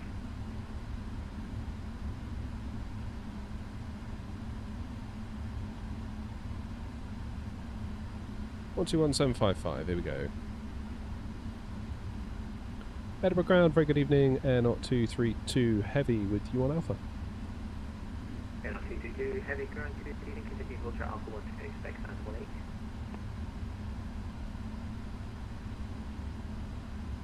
Sorry, I should have said we're actually a cargo aircraft. I don't know whether that impacts our taxi routing.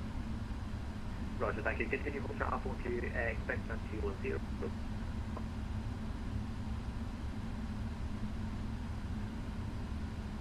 Hold at Alpha 12, expect stand... I've forgotten already, I apologise. No worries, 210. 210, Air 232 heavy, thanks.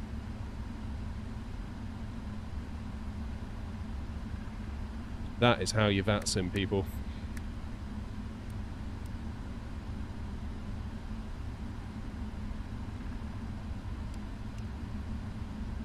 Happy days. Right, let's get some APU on.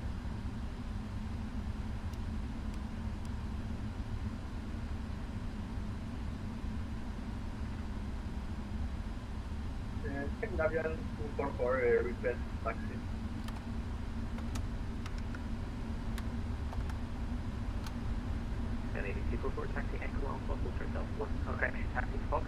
Hey, good evening, Lee. I'm glad you all thought the landing wasn't too bad.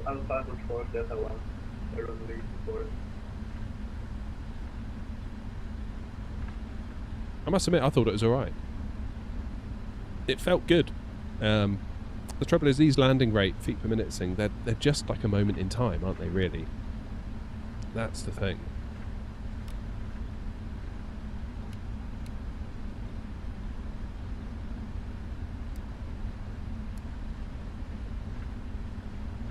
They're not the be-all and end-all. Yeah, it felt good, it looked good, I was happy with it. Again, frames per second felt quite choppy, so if it got a dip or whatever, if it was just caught at that wrong moment, possible that could have done it. Yeah, I've had a couple where like I've blatantly rescued it. With like a ridiculously strong flare at the last minute. I mean, it's a terrible landing, but it comes out as like, great, you got like 150 feet a minute. It's like, yeah, but I didn't deserve that 150 feet. Like if there was an actual instructor watching me, I'm sure they'd have had words. The FPM reading you're looking at there, Ravi, is from New Sky. It's not really a landing rate monitor tool. Not really. I mean, it does do it. Its main purpose is for our virtual airline. But it just happens to give you landing rates as well. This is 2020, mate. Yeah, the 777 doesn't work with 2024. Yet.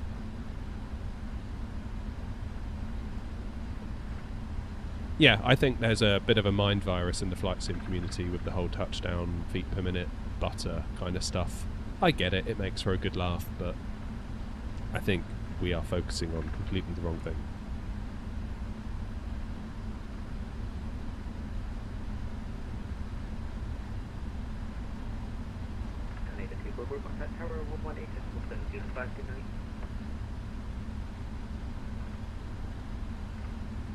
Contacting tower 118.705. Thank you. Goodbye. Airline 232, continue Alpha Lima Mike Sierra at 210. Alpha Lima Mike Sierra, stand 210, air not 232 heavy.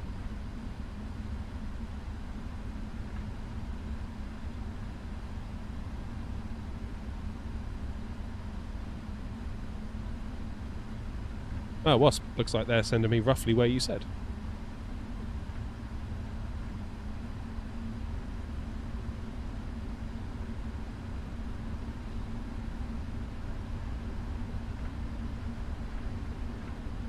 Okay, third right.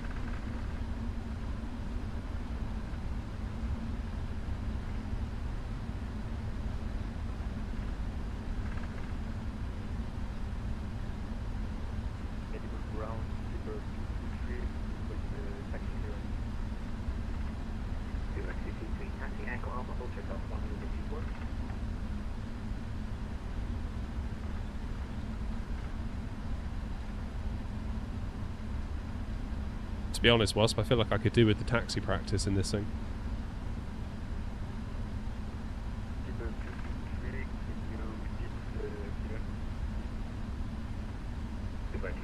Taxi Echo Alpha, full check out 1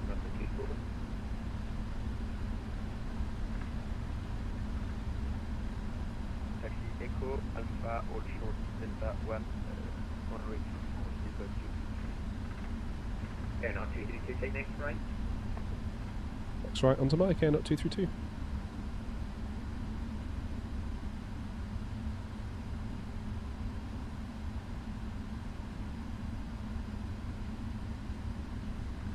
Oh wait, I should have taken Lima.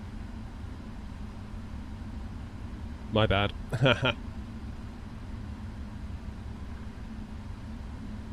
I can see someone in an air not livery over there.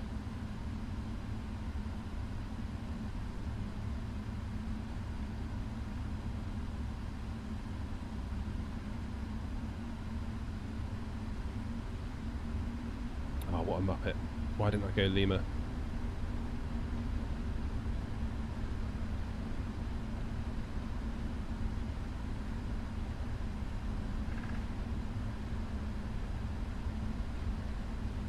Hey, well done, Chelsea. You also have to have the livery installed as well, Chelsea, so you'll need to own the plane as well. It's not just as simple as the VMR file, because the VMR file will only point to a livery. But if the livery isn't actually installed on your system, then you're going to run into trouble.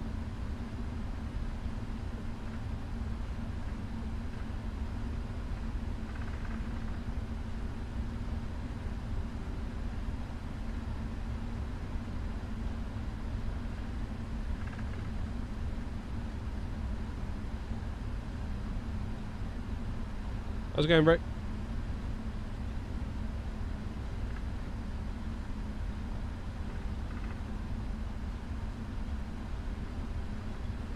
Oh, I can't believe I messed up that taxi. I'm a bit annoyed at that. Yeah, so you'll get the errors then for now, Chelsea. Right, if anybody wants to fly along, we're heading back to East Midlands.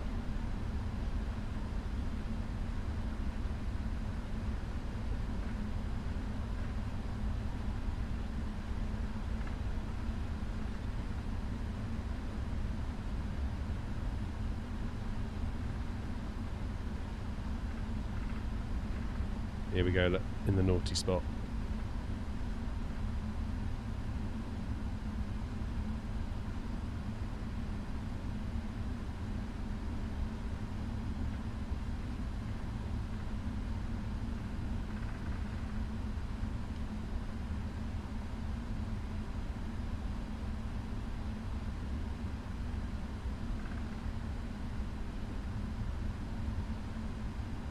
Right.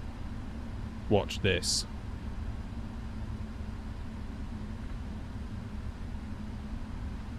So they say, isn't it, wait till roughly the line is level with you, then start your turn.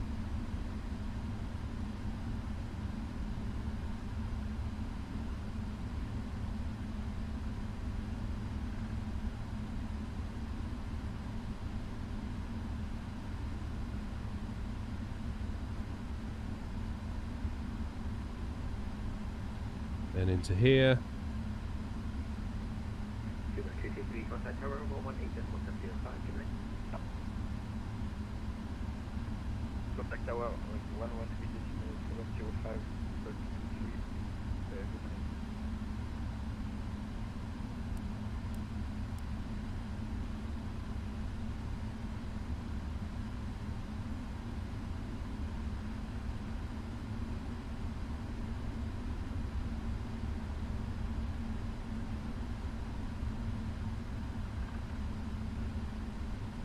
Happy days.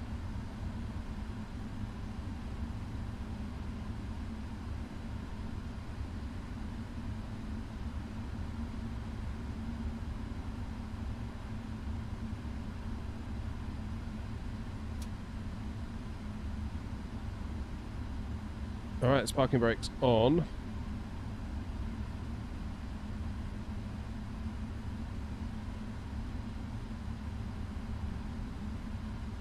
APU is on. That's good. So we should be able to turn off our engines now.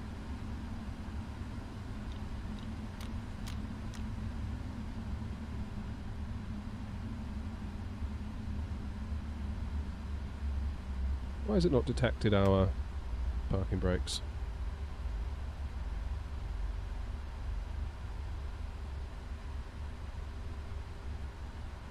Okay, so if we turn off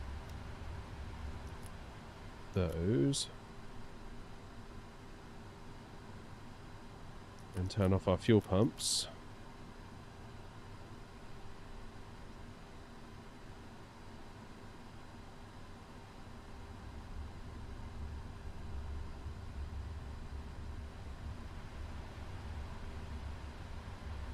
weather radar off. How do we set this hydraulic panel then? Just put them all to auto.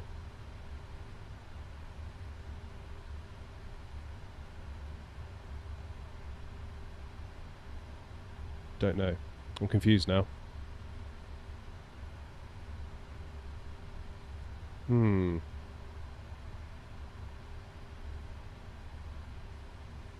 All off. Okay.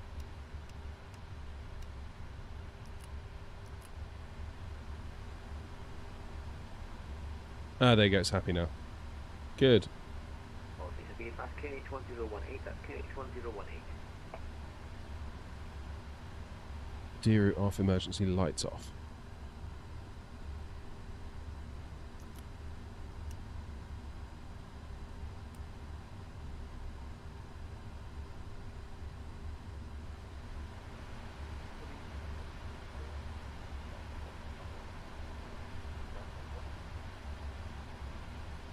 It wants packs to off. We'll leave packs on for now. Happy days. Right, I need to make a new flight plan. BRB.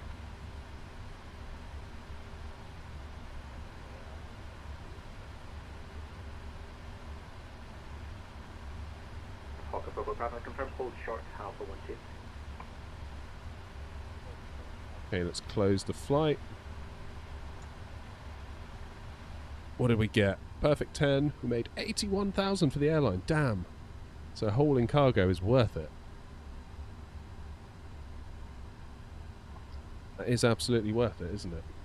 Alright, let me make a new flight plan. Get us back to East Midlands.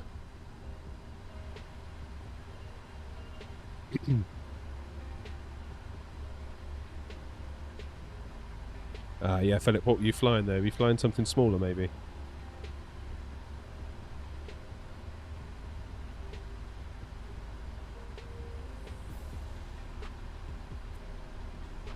Where's my mouse gone? Ah!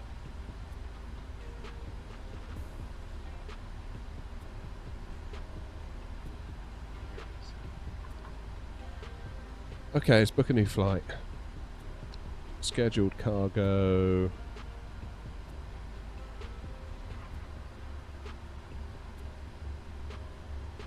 GPH. This one. 322.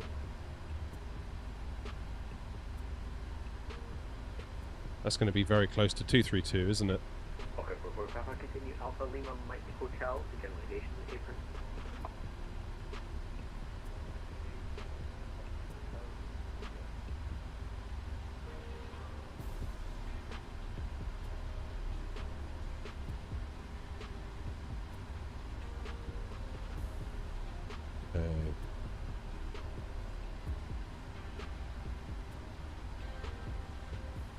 Can we do an off blocks by 2150? I reckon we can. Let's do it.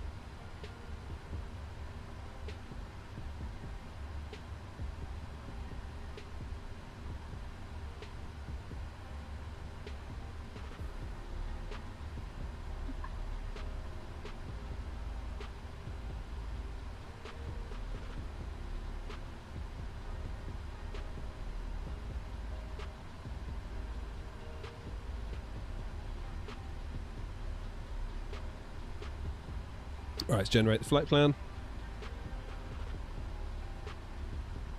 Are you doing passengers, Philip, or cargo?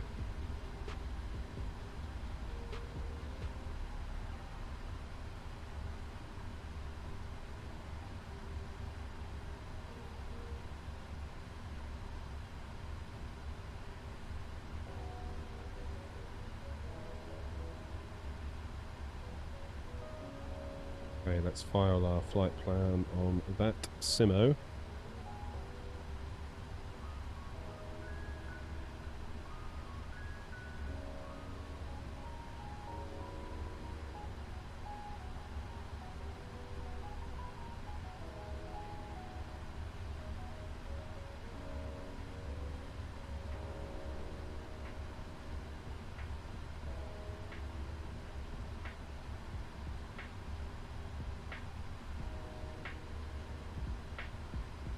Okay, let's disconnect.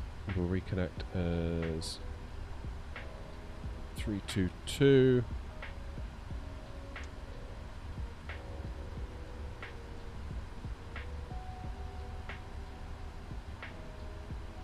Right. Let's do a rapid cold and dark of the 777. Well, almost cold and dark anyway.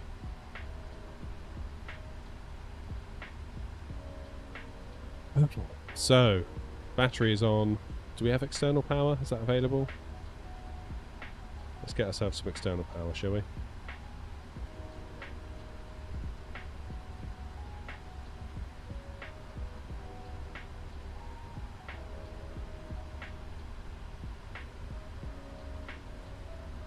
Very good.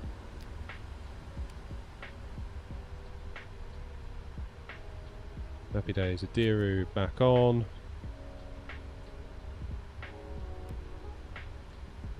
Should turn my strobe off.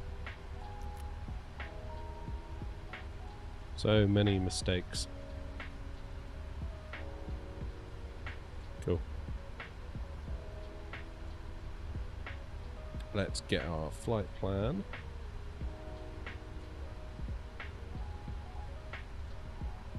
Good.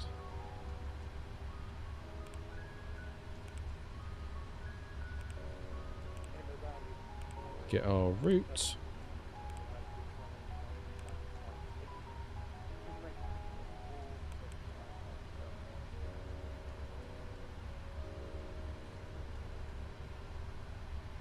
don't know why you didn't earn so much then, Philip. 557, Edinburgh ground, good evening. Next flight plan parking, unfortunately.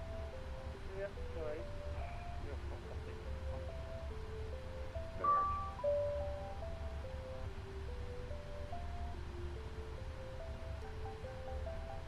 worries. Good, let's load that, activate, execute.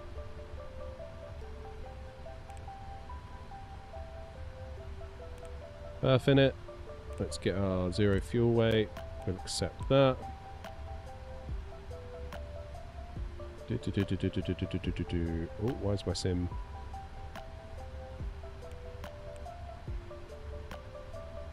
MC com. No.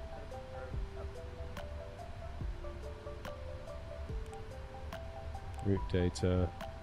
Wind data load. For a second.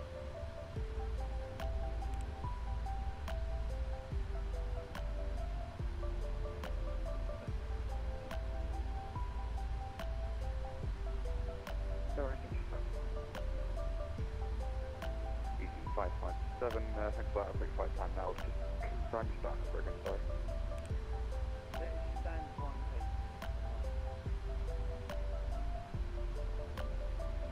Easy 557, thanks. Your clear sail tracks, Edinburgh, Navigraph Charts, departure of 24, squawk 1413.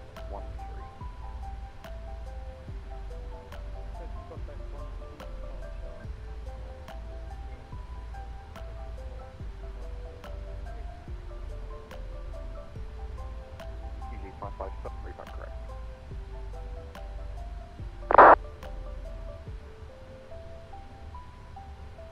Okay. Edinburgh ground, airnaut 322 at stand 210. Information, Golf on board, aircraft type 777, freighter, looking for clearance to East Midlands, please.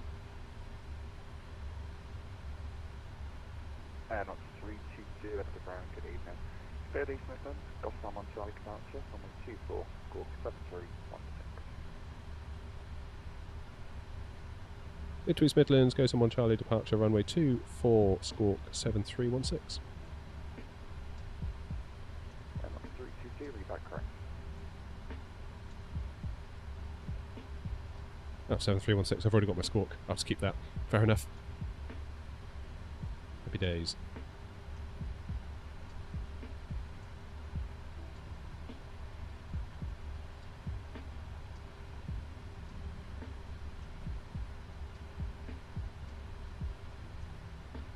Okay, go someone Charlie. In our departures. Runway 24.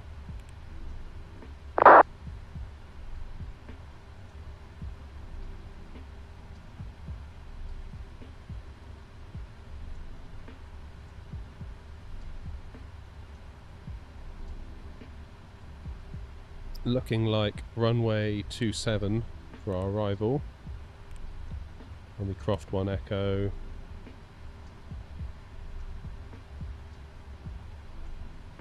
Go via rock up. We'll rock up to East Midlands. That's got to be due to Donington Park, right? That rock up.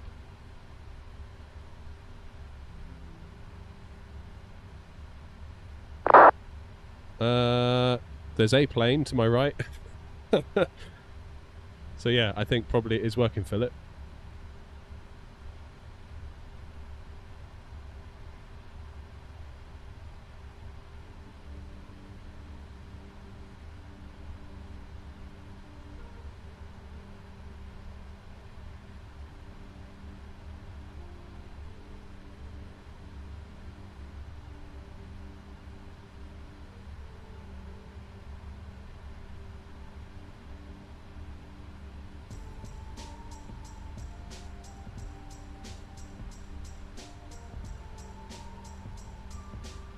Okay, 240's up here, that's fine. Let's bring the EFB over here. Okay, so we'll do our performance calculations. Edinburgh, runway 24.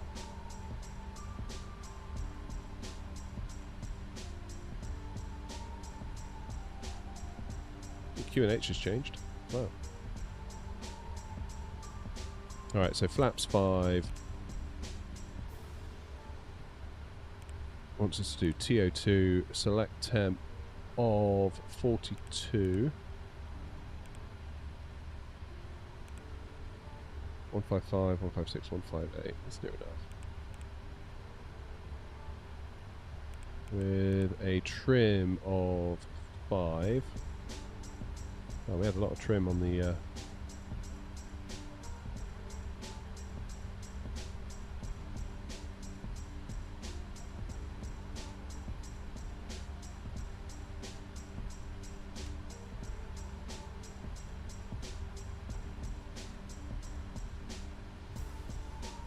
There we go.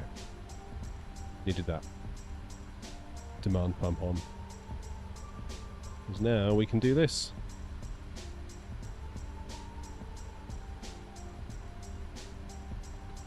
Beautiful. Yeah, it's going to be interesting, isn't it? I guess you're not on VATSIM, so the controller won't worry too much about you being there.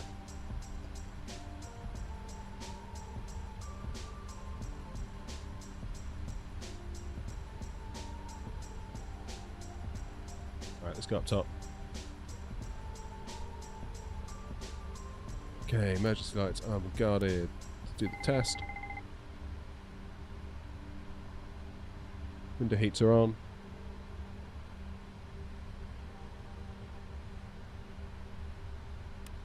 Right, flight directors on. LNAV, VNAV, 158 for the speed.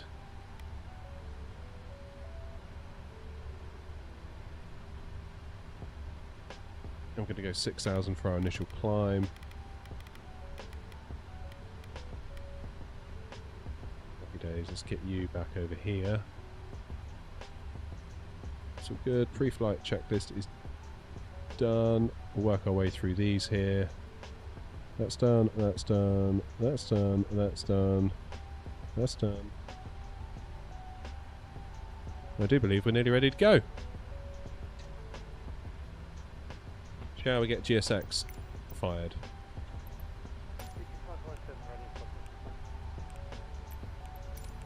Due to icing conditions, please stand by for engine start until push completed and brakes set.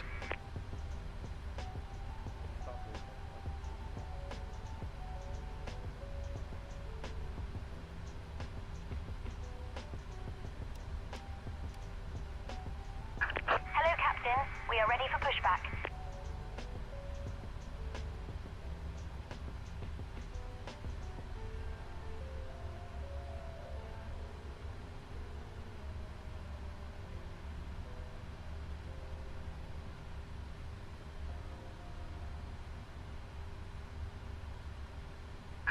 Departure checks completed.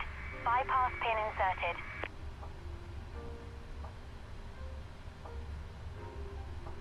And up 15 Juliet, reading 0. Sorry about that. And not 1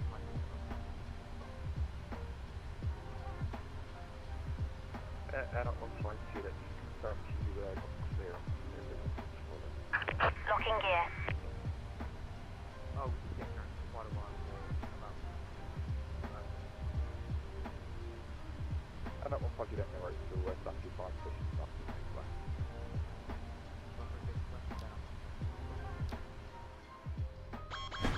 Oh, you've got to be...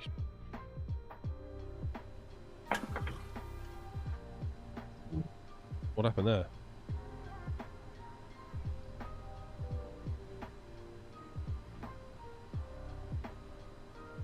I just made a big boo-boo. Yeah, APU gen is on. Whoops.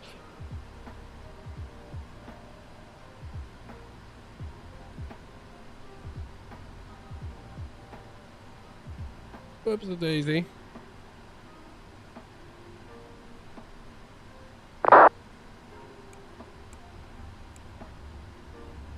What's happened over here?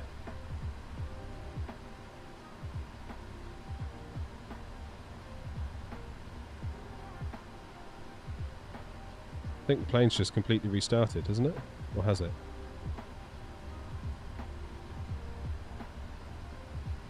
could have sworn the APU was available.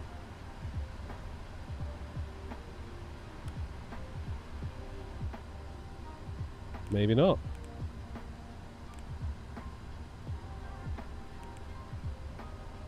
But what's happened over here?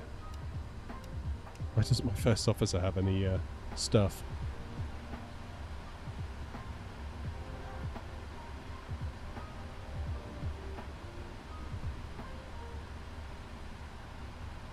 Weird. I think I might have upset the plane there, guys, I'm not going to lie. No, not short for Nottingham.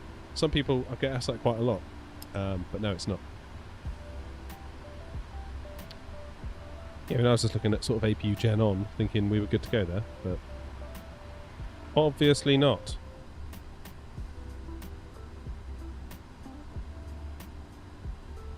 Okay, let's release the GPU. Remove the chocks. And see if we can get taxied. Yeah, they're coming to life now, look. This whole side, look, is gone. I think I really must have upset the plane there. Yeah, it's all coming to life, look. What have I done?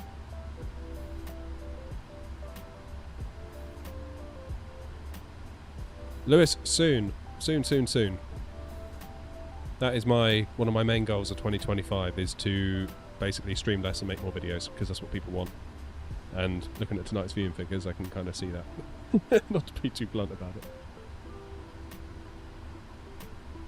I'm not saying I'll never stream, but it just can't be my bread and butter, I don't think.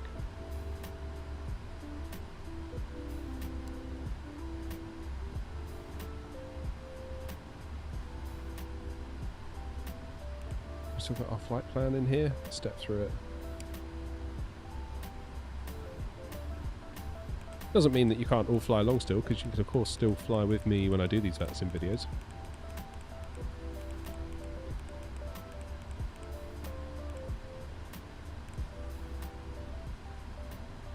Yeah, stream tomorrow.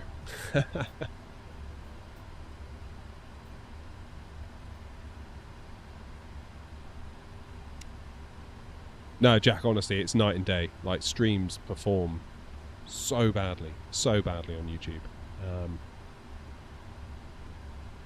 And I say this, if it's just like a hobby, then whatever, it wouldn't really matter. And it is a hobby, but I won't lie, it is an ambition to be able to ditch the day job at some point. So if I'm going to actually pursue that, I need to be mindful of the numbers.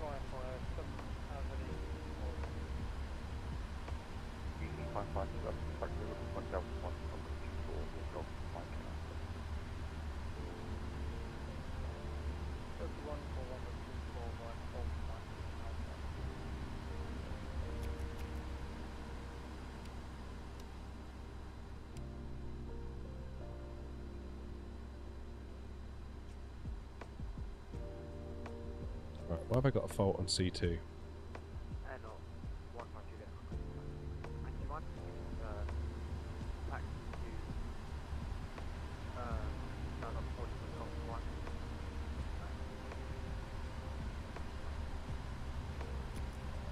And at 1 you get Norwich still behind the traffic contact wall point Golf 1 Golf.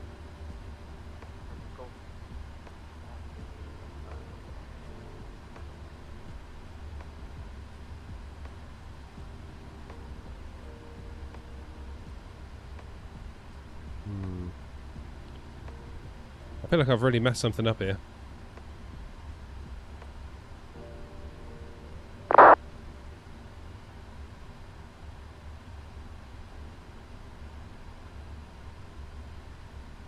We'll see how it goes. We'll try and get ourselves pushed and get out of here.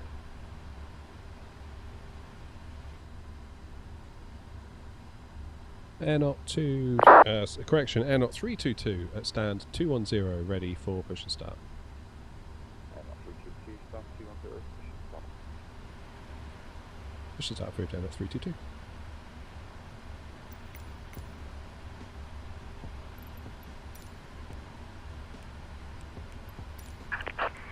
icing conditions, please stand by for engine start. until Nose left, push is tail right. completed It's got to and be, brakes isn't are it? set. Release parking brakes, please. Commencing push. Due to icing conditions, Right. please stand by for engine start until push is completed and brakes are set. Let's see what happens to poor old Philip over here.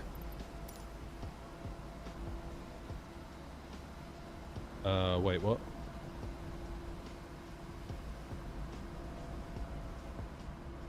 Oh, I should have gone the other way, shouldn't I?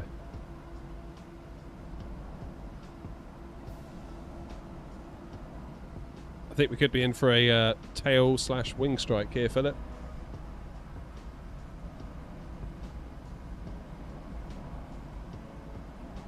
Yeah, I probably should have gone the other way. Mistake number 5,862 for tonight.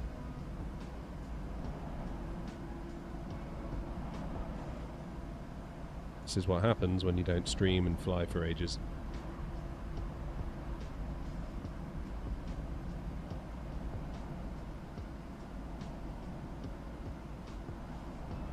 Don't stop me there. Please push me back further. Please push me back further.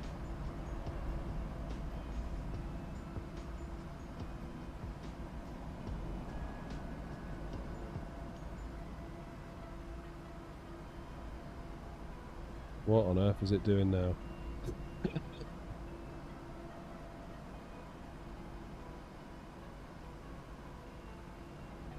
on, keep going, keep going.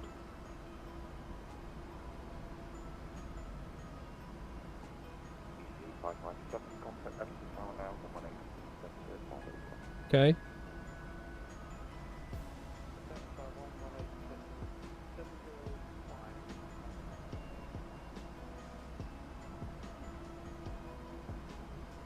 Alright, I'll take that. Nice little pushback, that. Well done, GSX.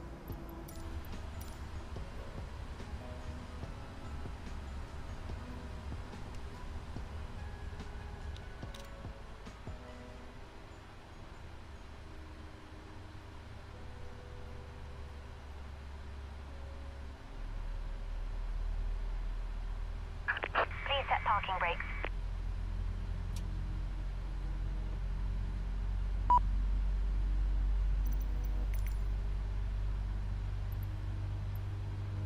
Unlocking gear.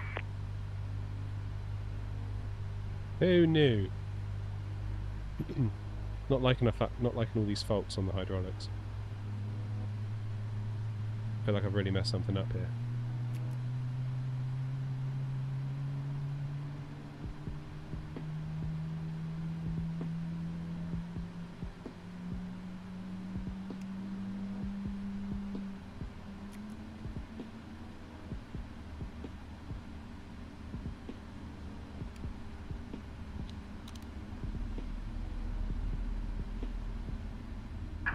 Tow truck disconnected. Bypass pin removed. Left is clear. Right is clear.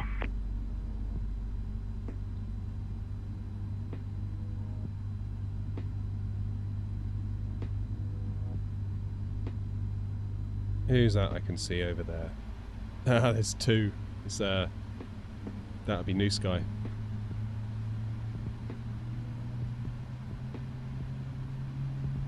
Right, start the New Sky flight.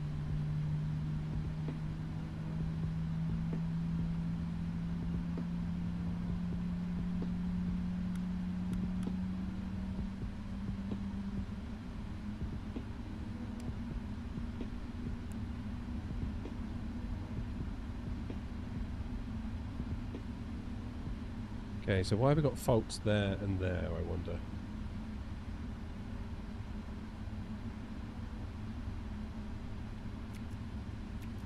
Turn them on, I guess.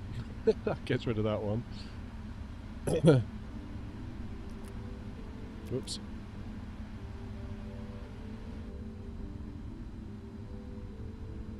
Okay, so we're not doing too bad, are we?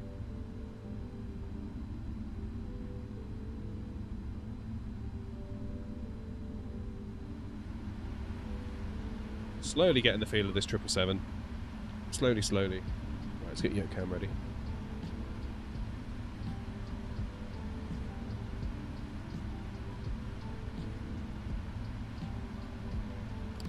New flaps 5.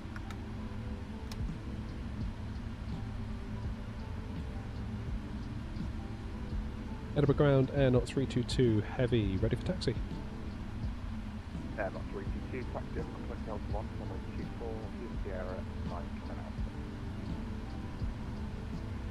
Holding point Delta 1, runway 24 via Sierra, Mike and Alpha, air not 322 heavy.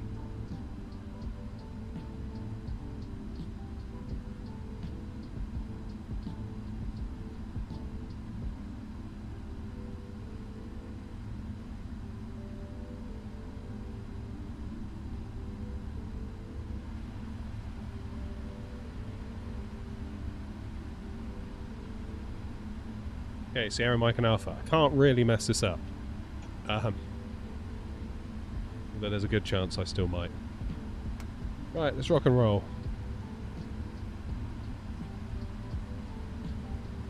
Prime time, how's it going, mate? Jack, I think they give you 10 minutes either way. Okay, brake check. I don't know what happened when I turned the ground powers off. Hey, Island Sim Pilot's in. How's it going, my friend? Are you well? Happy New Year? And I'm on budget, that's fine. I've got the trap behind you that I'll probably need you on it. So if you take the left of Lima and hold one. Actually, you should take the left of Lima right now and hold down for one.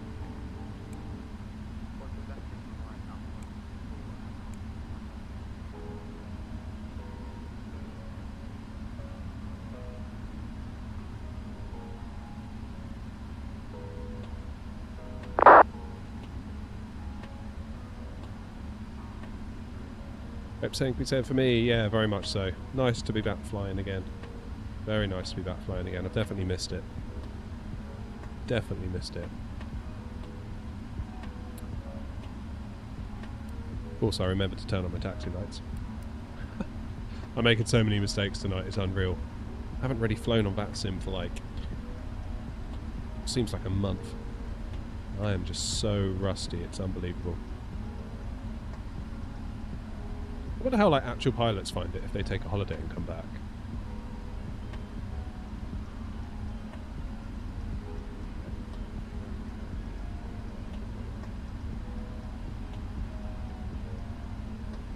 Come on, am I going to get this turn right? I feel like I've gone a bit too wide. Yeah, I think I maybe did. Gotta nail these turns. Yes, Jay, it is. It's the Pirigi, I think it's pronounced. Okay. Whoops, going too fast. You've really got to be careful with the engines in this thing because they're pretty big. And you can go a long way very quickly.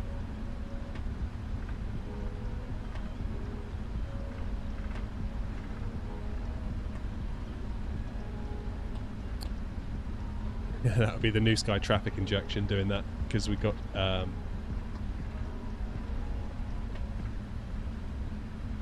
Chelsea in front there. So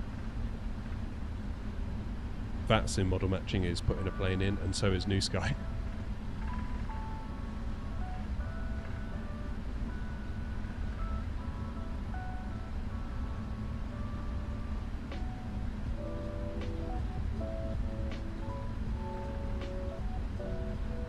What are you in there, Chelsea? Is that a 319?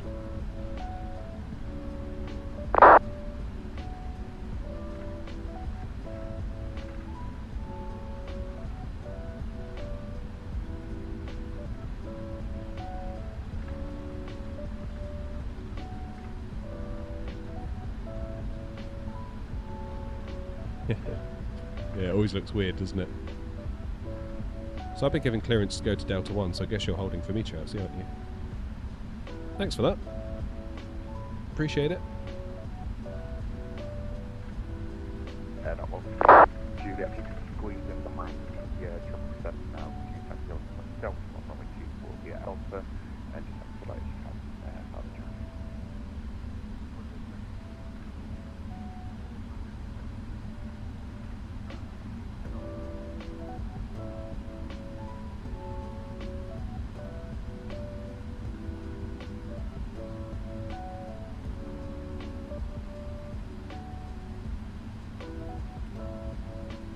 That is a very good point, isn't it? The fact that we're doing a two-pilot job here by ourselves. Over to tower, thanks very much, Air 322. And up 152, thank you, over to tower, 118, Edinburgh Tower, good evening, Air 322, heavy on Alpha 4 down to 1.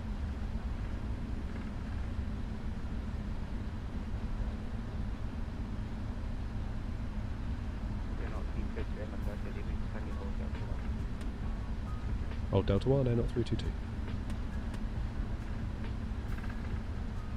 Oh, I wish I'd plugged in the Tobii eye tracker tonight. Roger, Air 322.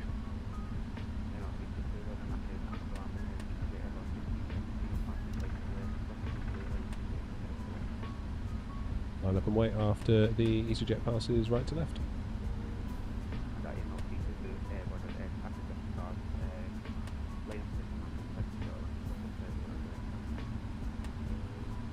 Roger, line up clearance cancelled, Air 322.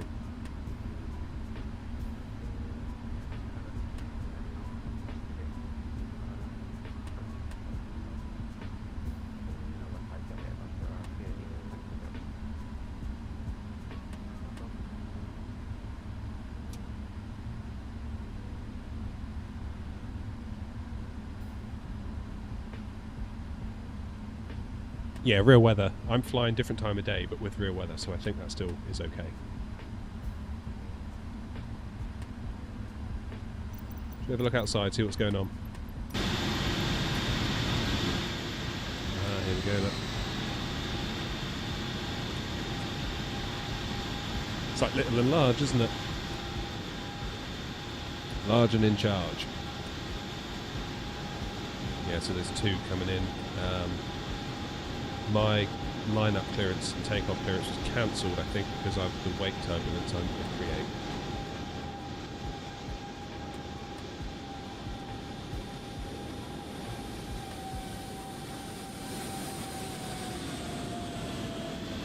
Go on, Captain. Go on. That's looking pretty tidy, isn't it? Yeah, that's how we do it.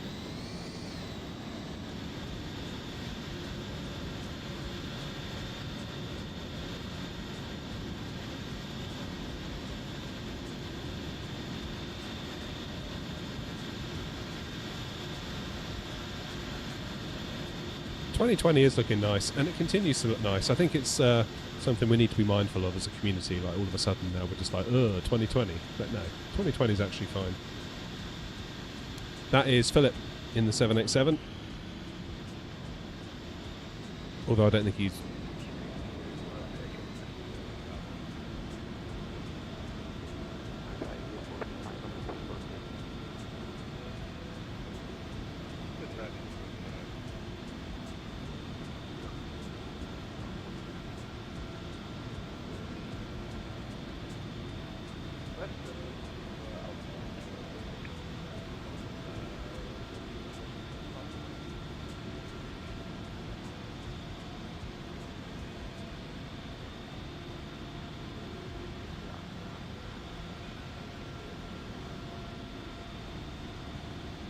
After the EasyJet A320 passing right to left, line up and wait, runway 24, Air 322.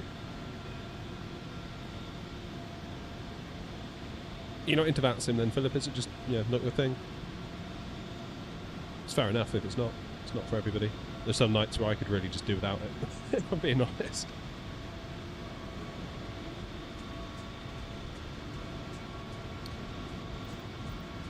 Alright, we best get inside. In fact, let's we best not waste any time watching landings, as much as I would love to.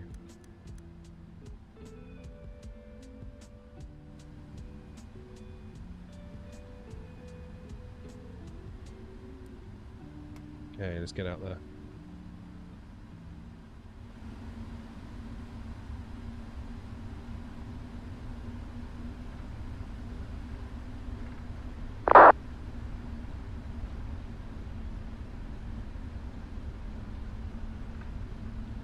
Yeah, that was a bit quick, wasn't it?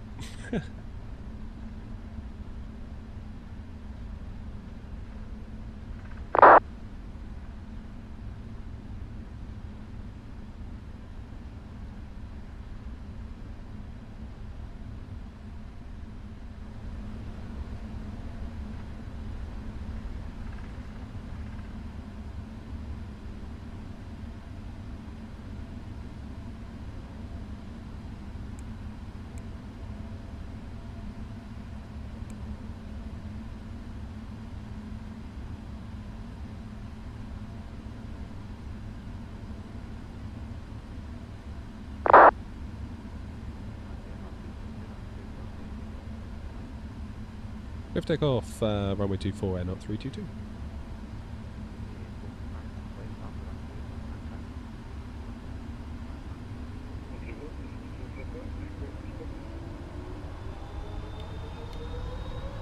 Okay, thrust set.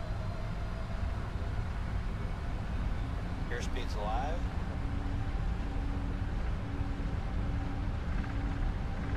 Bit of forward yoke pressure. 80 knots.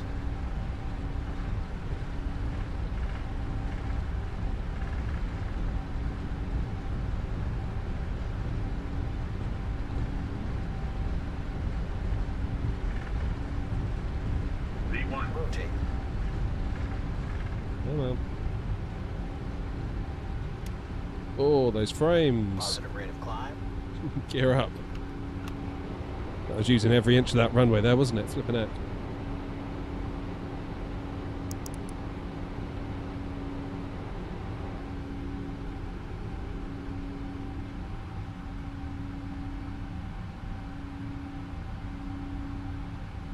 Let's get ourselves back home to East Midlands, shall we?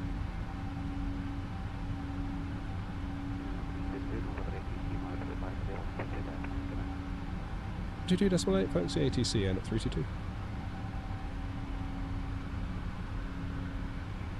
Okay, pitch forward, accelerate.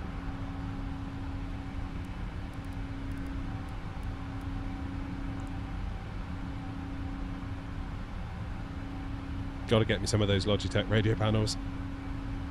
It'd make life so much easier. Okay.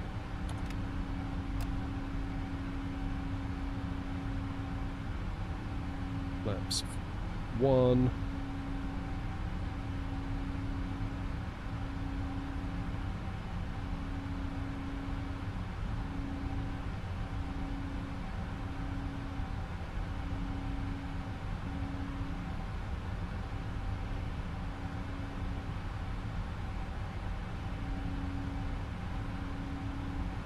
Okay, got a right turn. Starting. Around about now.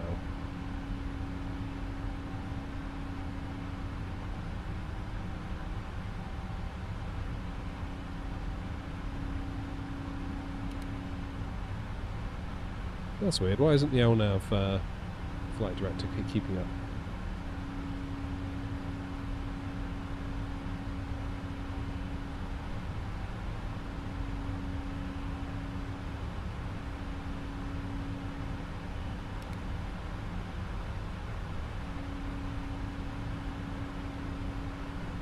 Oh, yeah, I did forget the APU, didn't I? Of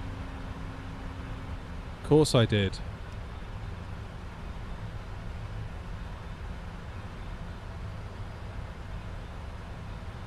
Of course I did. Yeah. It's going to take some getting used to, this 777. I don't have that muscle memory yet. You know, that kind of muscle memory that we all, or that I had. I'm sure a lot of you can relate, like flying the 7.3 so much. You kind of just get this muscle memory for it. You don't even have to think after a certain point. It's just like you're in a flow, just constantly doing all the stuff. And I'm not there with the 777 yet. I mean, really, I haven't really flown the 777 very much. I bought it for the channel when the 300ER came out, and I kind of knew that I wouldn't really fly it that much because I prefer to do shorter routes, and we're not really going to be flying a 777 300ER from Heathrow to Edinburgh, or from, I don't know, Gatwick to Amsterdam.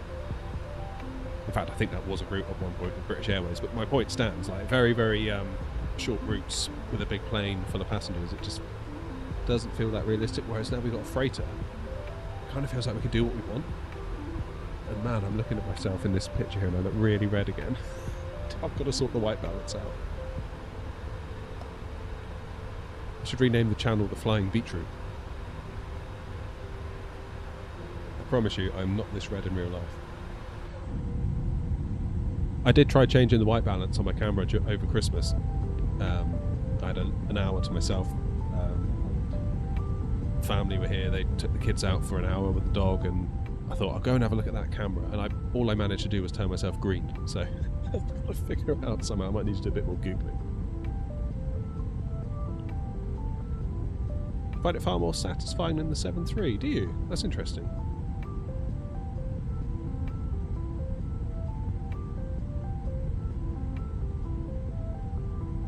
I don't know why they have 6,000 feet restrictions, Apollo. But you're right, that a lot of them do seem to have that. I'm not entirely sure why.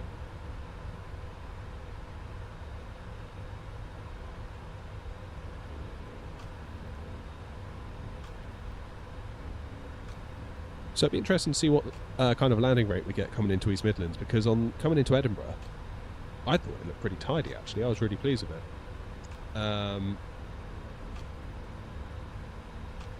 But we got like a nearly 400 feet per minute landing rate, which I wasn't best pleased about. That's a good point actually. Chelsea should just go Elbus.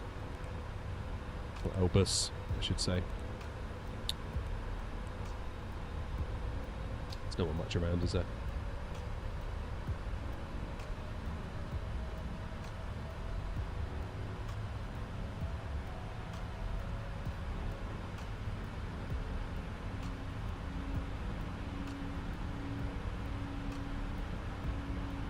I mean, look at that. The sim still looks pretty flipping good, doesn't it? It's hard to argue with that. It really is.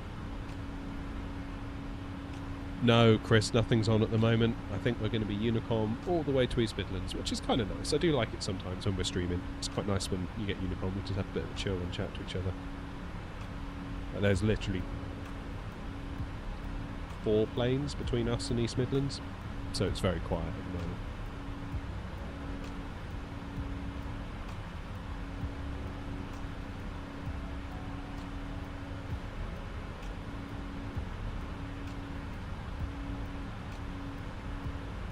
Yeah, easy to forget, isn't it, how good this sim looked. Or looks. That's the thing, we keep talking about it in the past tense, but still very much a valid sim.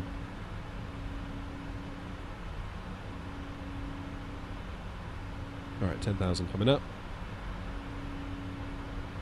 Oh, I didn't know you could do that. If you just press landing. That's so cool. That is so cool. Why didn't I know that? I think 2020 looks better than 24.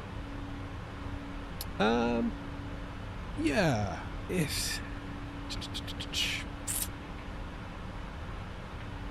Don't know if I'd go that far.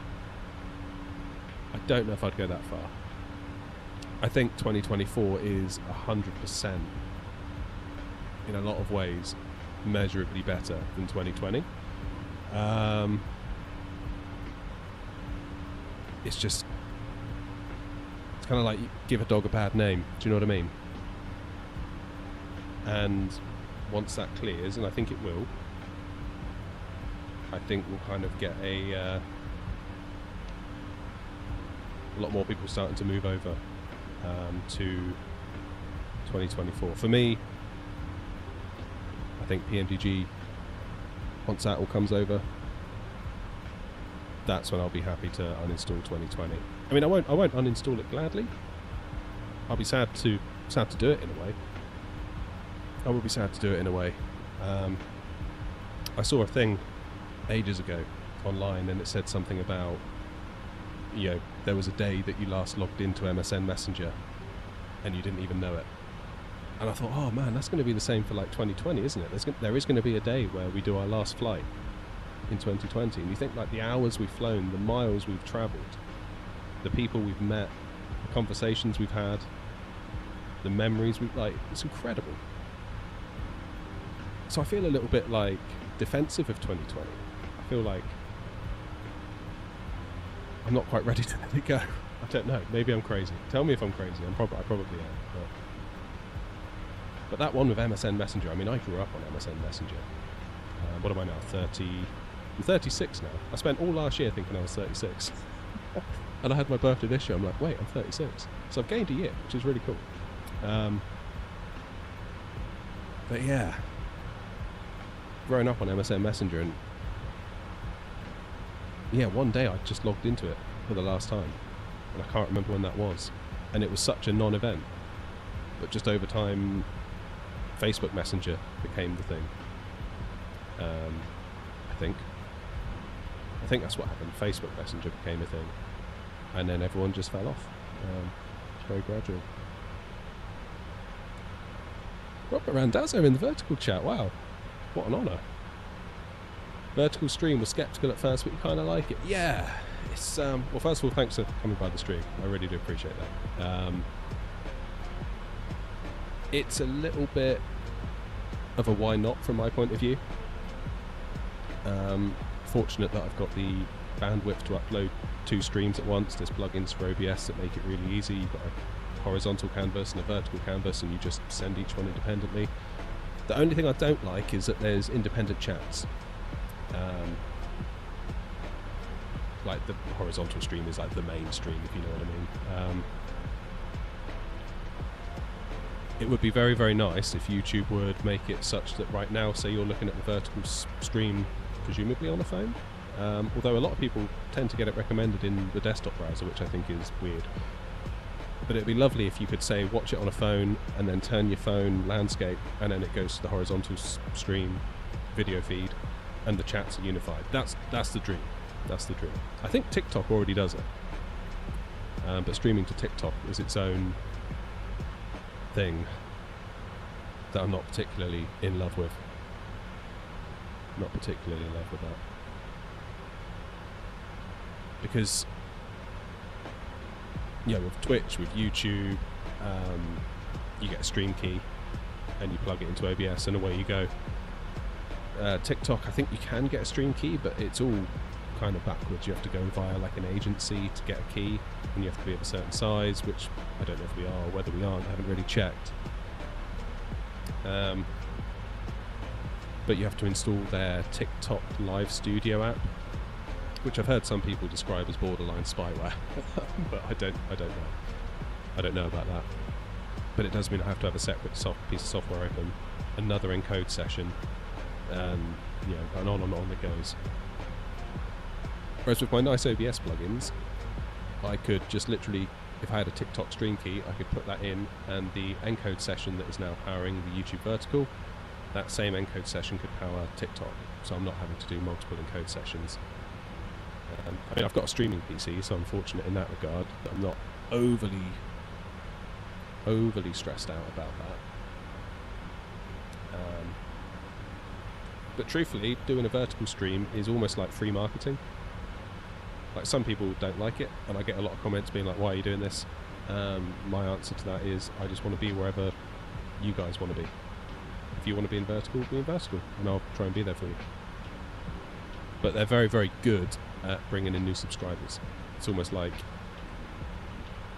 Google ads, but they're free. It's kind of a weird. It's the same with YouTube Shorts. If you've got a YouTube channel and you're not using YouTube Shorts, use YouTube Shorts, because they can just skyrocket out of nowhere, and they go up and up and up and up and up and up, and then they stop, and then they just flatline, which is really weird. But it is what it is. Let's use the tools that are in the box in front of you, I guess. Right, how are my camera views looking?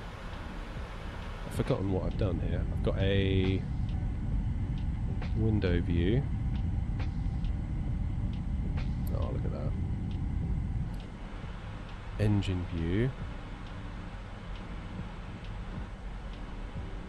Another engine view, partially obscured, but that's okay. I just see Yorkshire tea then. Could have sworn I just flew past a Yorkshire tea crate.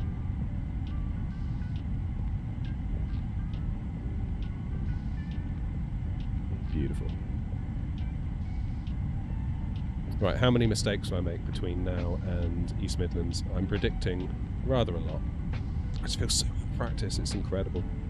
So out of practice. Yorkshire Tea in the Bond Aston with the DB5. Yeah, can we go for a wander? Let's go for a wander. If my Xbox controller is going to play ball. What's the best way to do it? Free look?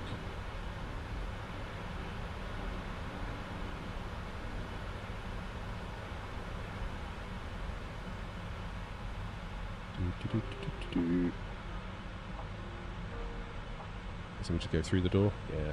So what have we got? PMDG, that'll be all the merch.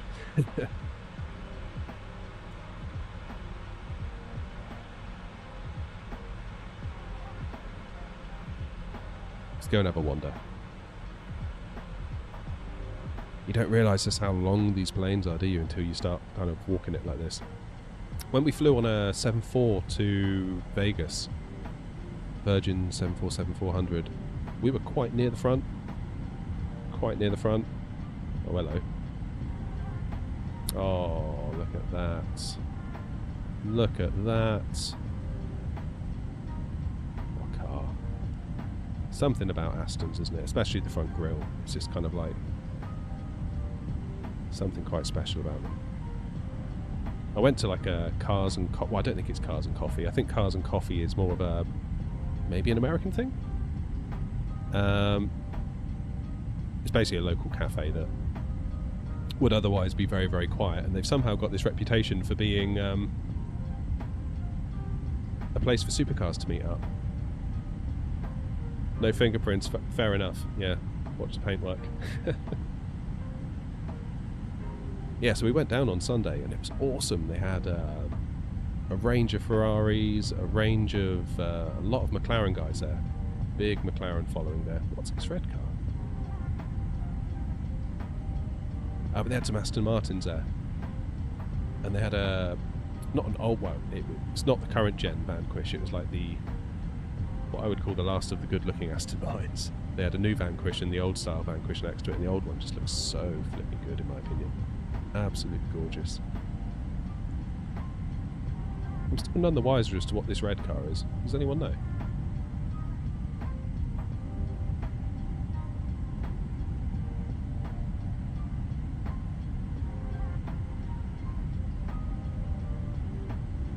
That's very cool.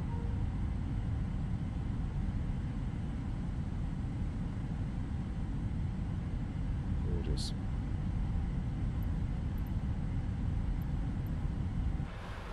Lovely job. See how we're looking outside.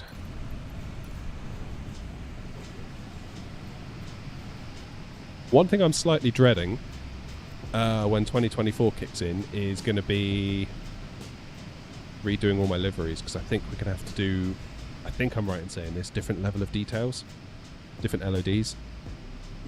And I'm not very good at doing liveries. I scrape by every single time. I mean, I'm quite pleased with how this has turned out, and I'm pleased with a lot of the others, but it's a fight every single time. It's an absolute fight. And I really wish it wouldn't be. Right, have I gone past top of descent while I was looking at that car? No, I haven't. Thank goodness. Oof, that would have been embarrassing, wouldn't it? Rock up. 2000. Should we be super lazy?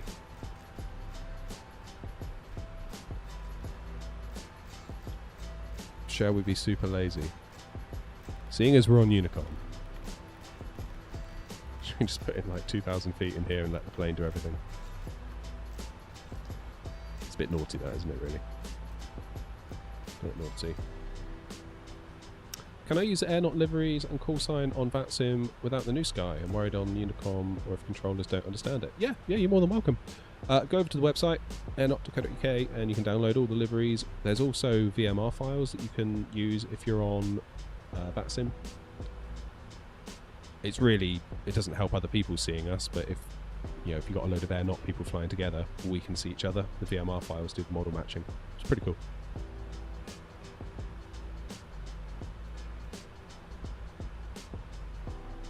Don't think it's time we hire a delivery creator. Yeah, I might have to like look on Fiverr or something. I don't know.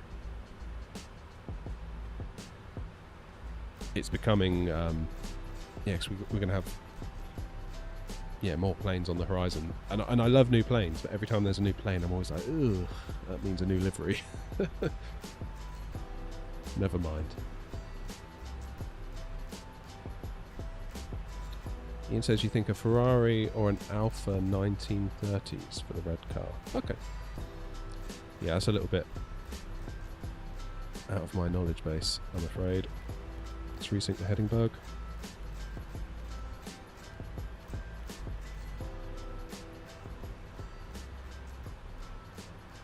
Yeah.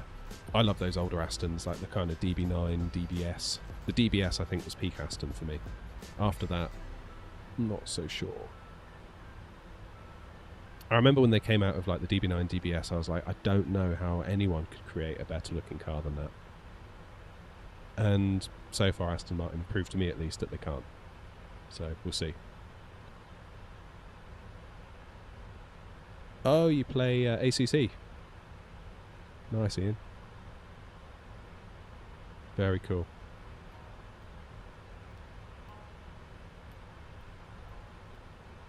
Oh, Island Sim Pilot says it's an Alfa Romeo. Then my obvious follow-up question is, will it start? Sorry. I can't talk. My car's on final warning at the moment. It's got, if it puts one more foot wrong, it's gone. We've got an annoying electrical issue. So long story short, we took the boys up to London in the summer to show them the sights, Big Ben, London Eye, typical tourist stuff. And coming past a service station, the kids go, "We're hungry," so it's like, okay, fine, we'll pull in, get something to eat. Went to start the car again, and all the errors on the screen started coming up. Oh, what did it say? It wasn't level control system. Was it level control system or stability control system? It was like one after another, like error. I was like, oh no, this isn't good. Part of me was like, yeah, but can I just drive it and get myself home? And that was like a split second decision that maybe went through my head for like a second that I knew was a bad idea to think. And then smoke started coming out of the steering column. At which point, my wife thought fire, so it's like, kids, everyone out the car, everyone out. So just abandoned the car in the middle of the service station, causing a bit of a block. And eventually it stopped smoking, and it turns out it's the squib. They call it a squib. SQUIB. It's commonly referred to as. If you imagine you've got like your steering column, and you've got your indicator stalks and your wiper stalks. That's like a whole part that kind of slots over the steering column, and then the steering wheel goes on top of that. Apparently it was a squib that basically just burnt out. Something crossed. The recovery guy came out and said I was very, very lucky that the airbag didn't deploy in my face, because quite often when that happens, the car thinks something's gone wrong, airbag, and it kind of shorts the airbag thing. So yeah, kind of got lucky with that. So we fitted a new part with that, and then we started getting battery discharge excessive while stationary warnings. So there's something in there that's come into life when it's off, and draining itself. Now luckily the car's smart enough to just detect that and then kill all power to everything. But we've had a new battery, we've had mechanics look at it. I've had all sorts. Oh, we had a leak as well. It leaked. There's a grommet. They call it the grommet of doom. And obviously in the UK we're right-hand drive. So for the European market, where the steering column would go through to the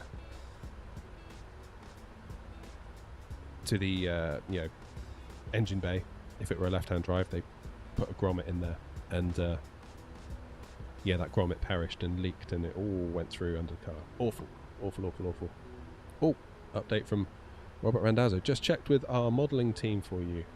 It's likely you won't need to redo your custom livery artwork, as we already built in compliance with LODs for you. Oh, well, that's brilliant news.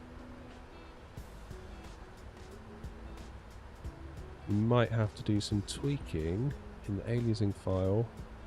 That's still an open question we haven't answered. Good news for the art challenge. I don't know what you're talking about, Robert. No idea what you're talking about. Oh, that's good news though, seriously. That's brilliant news. Do I recommend buying the iFly 737 or the PMDG? I haven't flown the iFly, so, and I love the PMDG, so I guess I'd have to recommend the PMDG.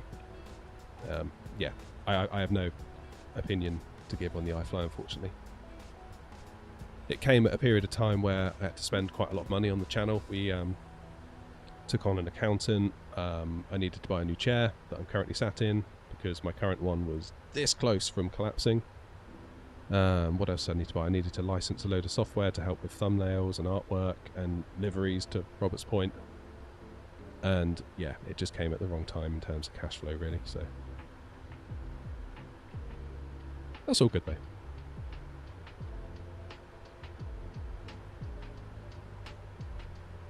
Right, shall we? That's very good news that I might not have to redo my liveries. I was under the impression that I was going to have to redo the one for the A300 by Anybills. Possibly wrongly. I haven't actually looked into it yet. We'll have to see. Runway 27. Weather. Boom, boom, boom.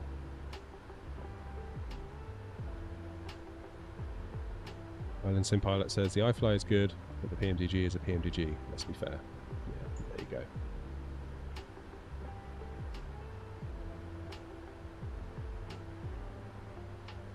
Auto brakes 3, I think, will do the trick nicely for us into East Midlands. Runway 27, that's going to take us over Donington Park, isn't it? I think. Not sure. I remember having the time of my life. I went there in 2006 to the Download Festival watching Metallica. I mean, keep in mind that I was a, what was I, 17, 18-year-old kid. Like, never been to a proper gig before. Loved Metallica for as long as I can remember, and it's like they were just sent down from outer space, you know, in front of me. I was really close to the front, and they get to a point where they play like quite a chilled song. The acoustic guitar came out, I think maybe like the intro to like The Unforgiven or something. And then right at that moment, this like DHL, whatever it was, I don't know what plane it was, sort of comes right over us, coming into land. It's so cool. This is like the perfect day. Absolutely love it. Right, can I be clever? Or is spad.next going to be clever? So I want auto brake 3, so I can turn on yoke cam. There we go. Happy days.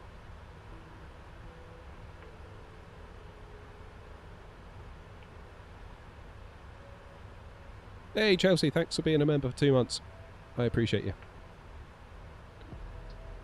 Milestone, by the way, if you want, you can change your barrow in the FMC. If you go to menu, then EFIS controls to yes. Oh, let's have a look. Menu, EFIS control on. EFIS. Oh, look at that. Look at that. So, what is our minimums? I'm going to be giggling about that artwork challenged for the rest of tonight. Thing is, I watch a YouTube channel, a tech channel, a guy called Graphically Challenged, and every time I see his channel name, I kind of think of myself. Okay, let's check out charts over here. I need to get a capture card connected to my laptop or iPad or something so you guys can see charts.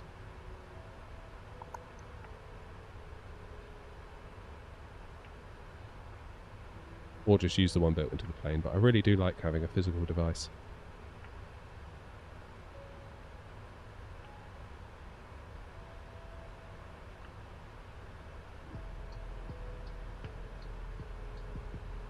Will I do any liveries for the newish build planes? What are you thinking, Jay? Like the A350 or 482? Look at that. That's nice.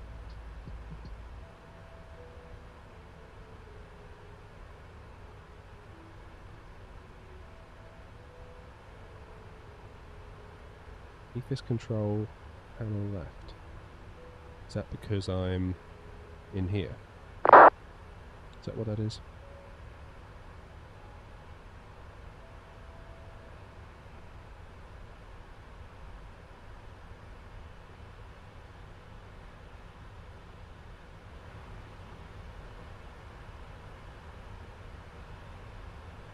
Okay, full check, notes checked, auto brake set, landing data, VREF and minimums. We'll do a flaps 30 landing, pop that in there. I spent ages on our first flight up to Edinburgh, like clicking this, like again and again and again, because of course so used to the 7.3, it's like, come on, come on, come on. But of course I forgot.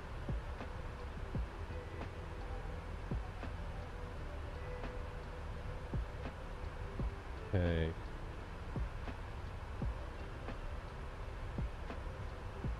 Go around instructions, climb straight ahead to 3000, D 8.8, IME, whichever is earlier, and turn right. Yeah, okay. So, there's no ATC online, is there, for East Midlands? So we'll be on our own, I do believe. This is a funny approach, isn't it?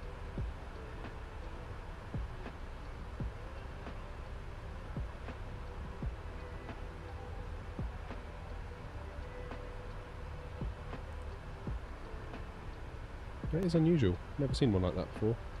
Well, not recently anyway.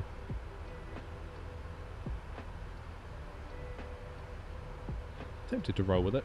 I suppose we could go direct to...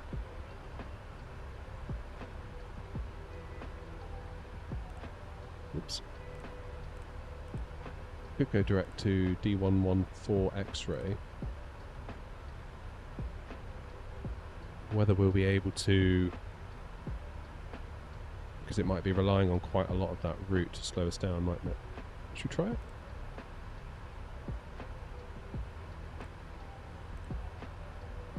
Should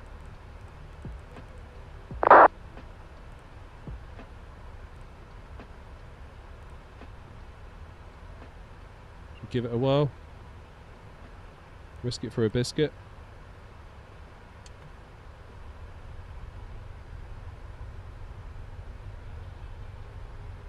That may have been a mistake.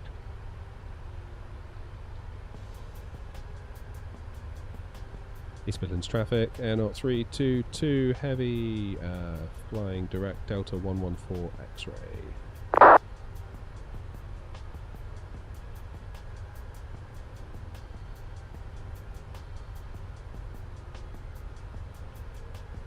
So Jay, the issue with the liveries for the aircraft, as far as I know, I could be wrong, or it could be outdated information. As far as I know, all the planes that come default with the SIM are encrypted. So there's not really a lot we can do in terms of livery creation at this time, I believe. Could be wrong though. Not gonna lie folks, I think that was a mistake to go direct. Oh Thomas, 5 months membership, awesome, thank you. Thank you, thank you, thank you.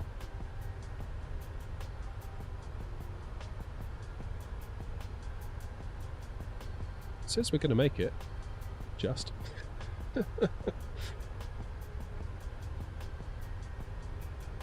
I foresee no issues. I won't lie to you all, knowing that Robert Randazzo is potentially still watching in the vertical stream, I've got a few butterflies for this landing. So we're just going to pretend that he's not there. And probably still make a mess of it anyway.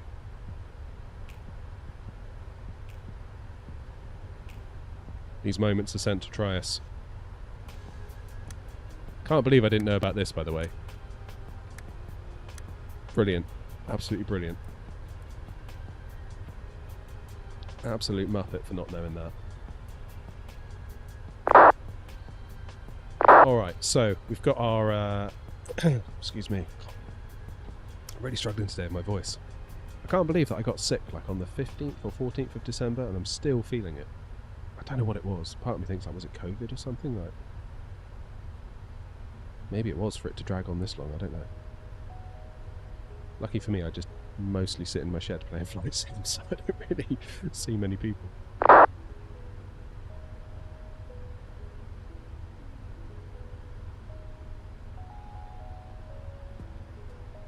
Alright, let's check our RadNav.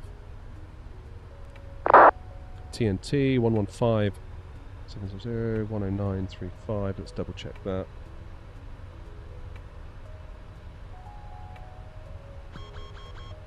Oh, hello. Who's that beeping at me? Oh, speed brake.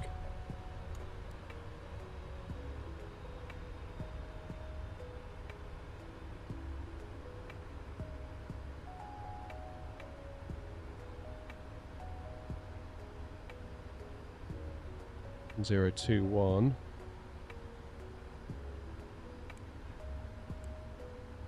Oh wait, do I have to do it through here now? Now I've turned that thing on. Yeah, I do, don't I? Let's quickly turn that off. That's going to cause me issues. Okay, 1021. Nice idea, but I think for me I'm going to leave it up here. I think.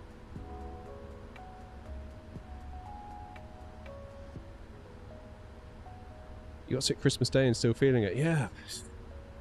There's a real nasty one going around, I think. My wife's sister was down over Christmas and talking to her about it, and she said, like, oh yeah, there's this thing, and she gave me the full name of it, which sounded legit. And she goes, basically, it can take a week or maybe up to a month. I was like, oh, great. So, I think it's just like the tiredness. It's the tiredness that's getting me, like really, really getting me. Like I went to work earlier, and I came back, and I was just like, I don't know. I caught a glimpse of myself in like a shop window. And the only thing that came to mind was C. Montgomery Burns, unfortunately. Just kind of like walking along.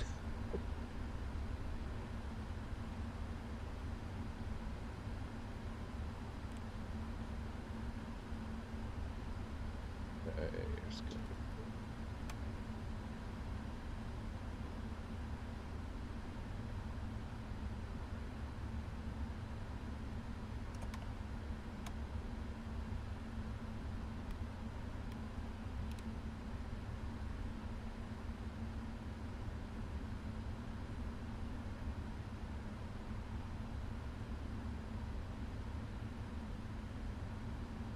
There we go, flaps 5. Should we do gear down?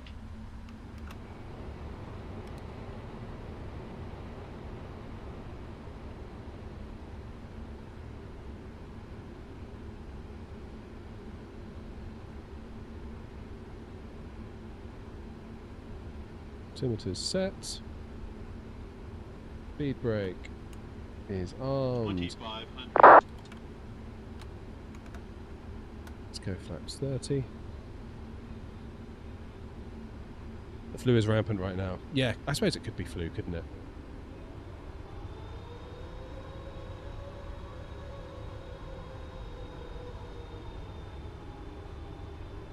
Right, now last time I landed here, the Pappies and the ILS were a mile out.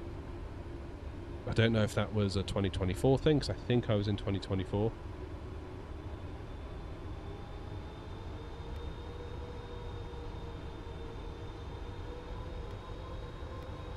What am I doing? Stop it.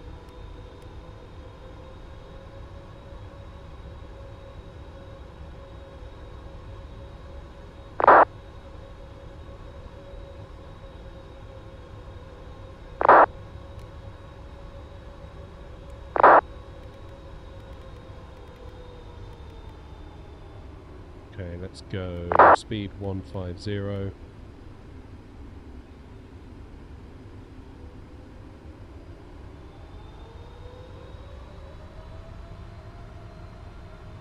Oh, really?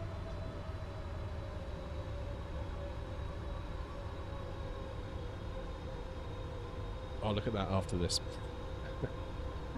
Yeah, we might take it a bit visual. So we've got a bit of a wind actually, haven't we? Right, gear down. Auto brake 3, speed is set. Heading bug set. Go around altitude is set. Lights are good. Speed brake is armed. All that's left for me to do now is do what I do best. I mess it all up.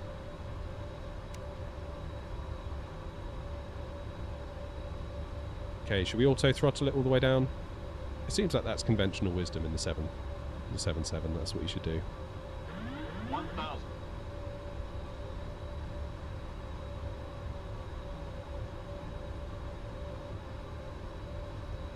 Oh, I can feel those frames.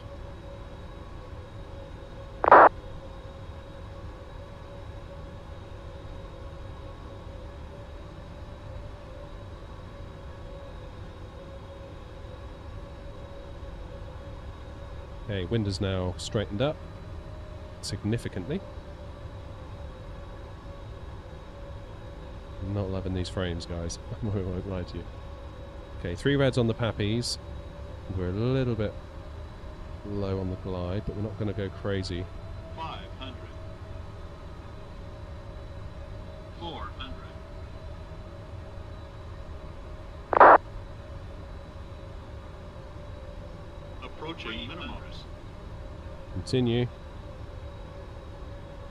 200 minimums. Oh no, my TV's about to turn off. Ah! Don't do it. 100. 50, 40, 30, 20, 10.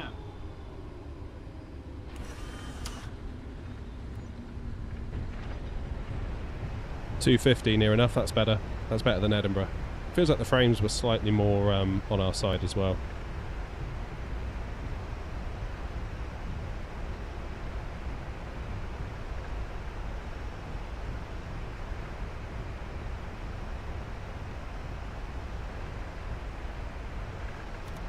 Okay, reverses away.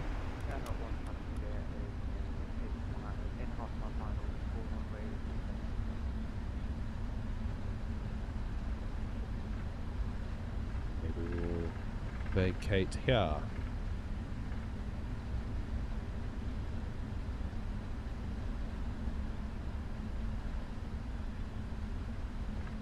Really should have plugged in my eye tracker.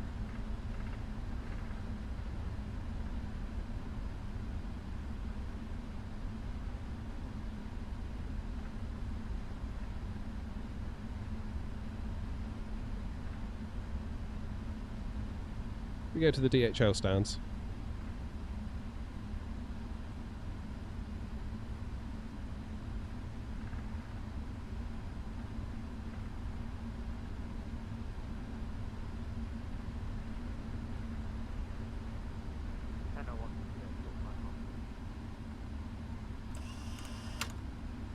And at 322, runway 27 vacated.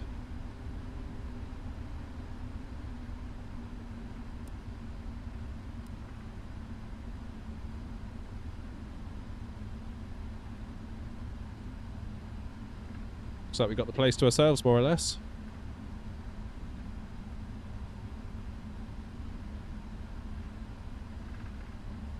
Beautiful. Ah, what a plane. I feel like I've been really rubbish tonight, I'm not going to lie. It's,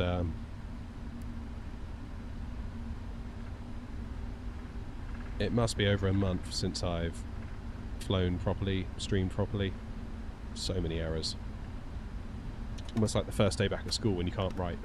Come back after summer, like, miss, I can't write.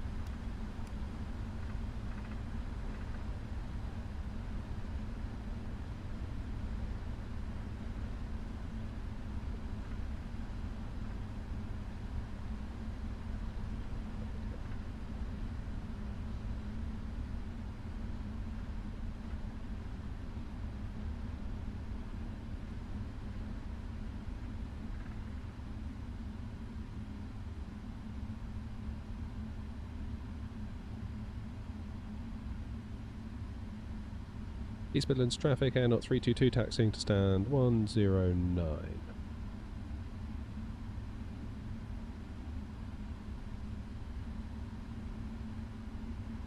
Got 108.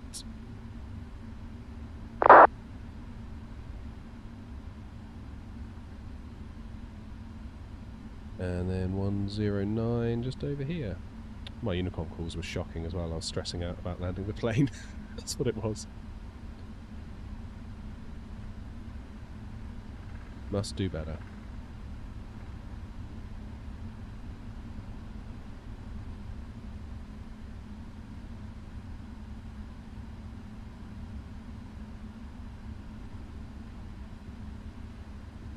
Oh, TV, don't turn on.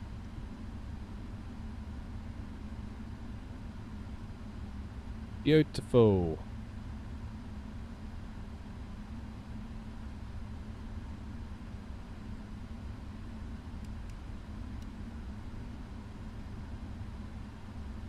Okay, how's that APU doing? Good. I can see us doing a lot of stuff out of this airport. I really can.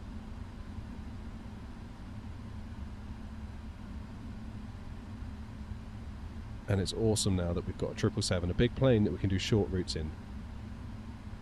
Like I said, it was I kind of knew when I bought the 300ER, I really wanted to fly it. I really wanted to experience it, but I knew the freighter was the one for me. I'm so glad now we got it. Okay. Parking brakes. Parking brakes on.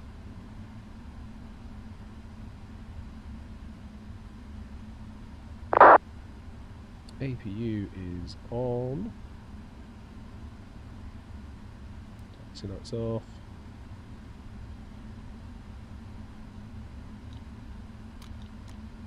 Now let's see how much money we made.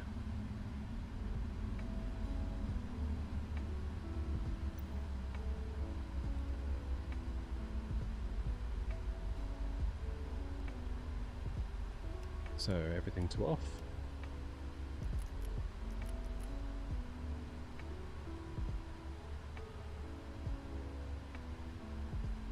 Hydraulic panel set. What did I not do there then? All of these. There we go. So Madeira, emergency lights and our packs. Zero. Emergency lights. And our packs.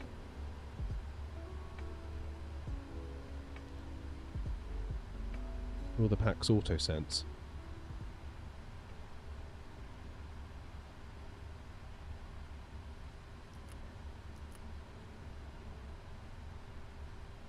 We need to do that one as well. Does anyone know if we're doing the right thing for the packs? Yeah, let's get beacon off.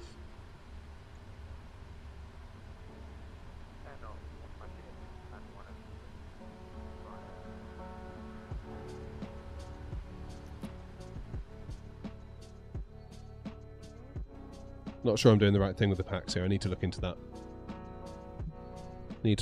Right, how much money did we make?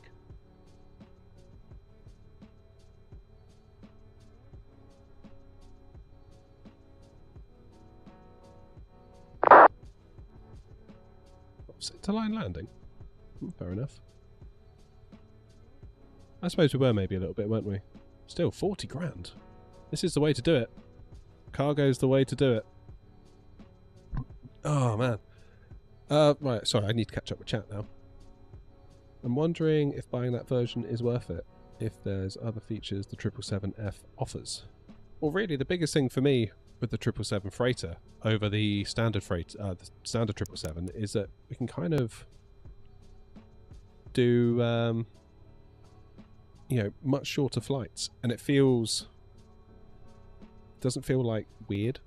Like, if we were to do this flight now in a 300 ER full of passengers, it'd be like, well, that's not realistic. And I know probably it's not realistic to do Edinburgh to East Midlands in a 777 freighter, but it feels way more allowable, if that makes sense.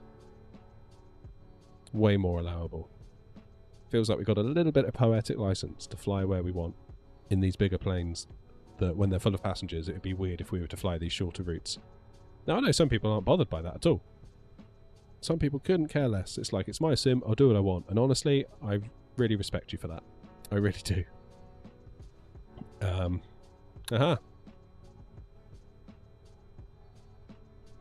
Chelsea has arrived. Both of them. But yeah, I think this freighter is going to be my go-to 777, and I can't wait. I can't wait for it to get into 2024. I can't wait to see what happens with 2024 in general. I mean, it's going to be an exciting time. That's for sure. How much was my PC? I kind of built it in bits. It's been like a constant upgrade process, really, so it's kind of hard to say.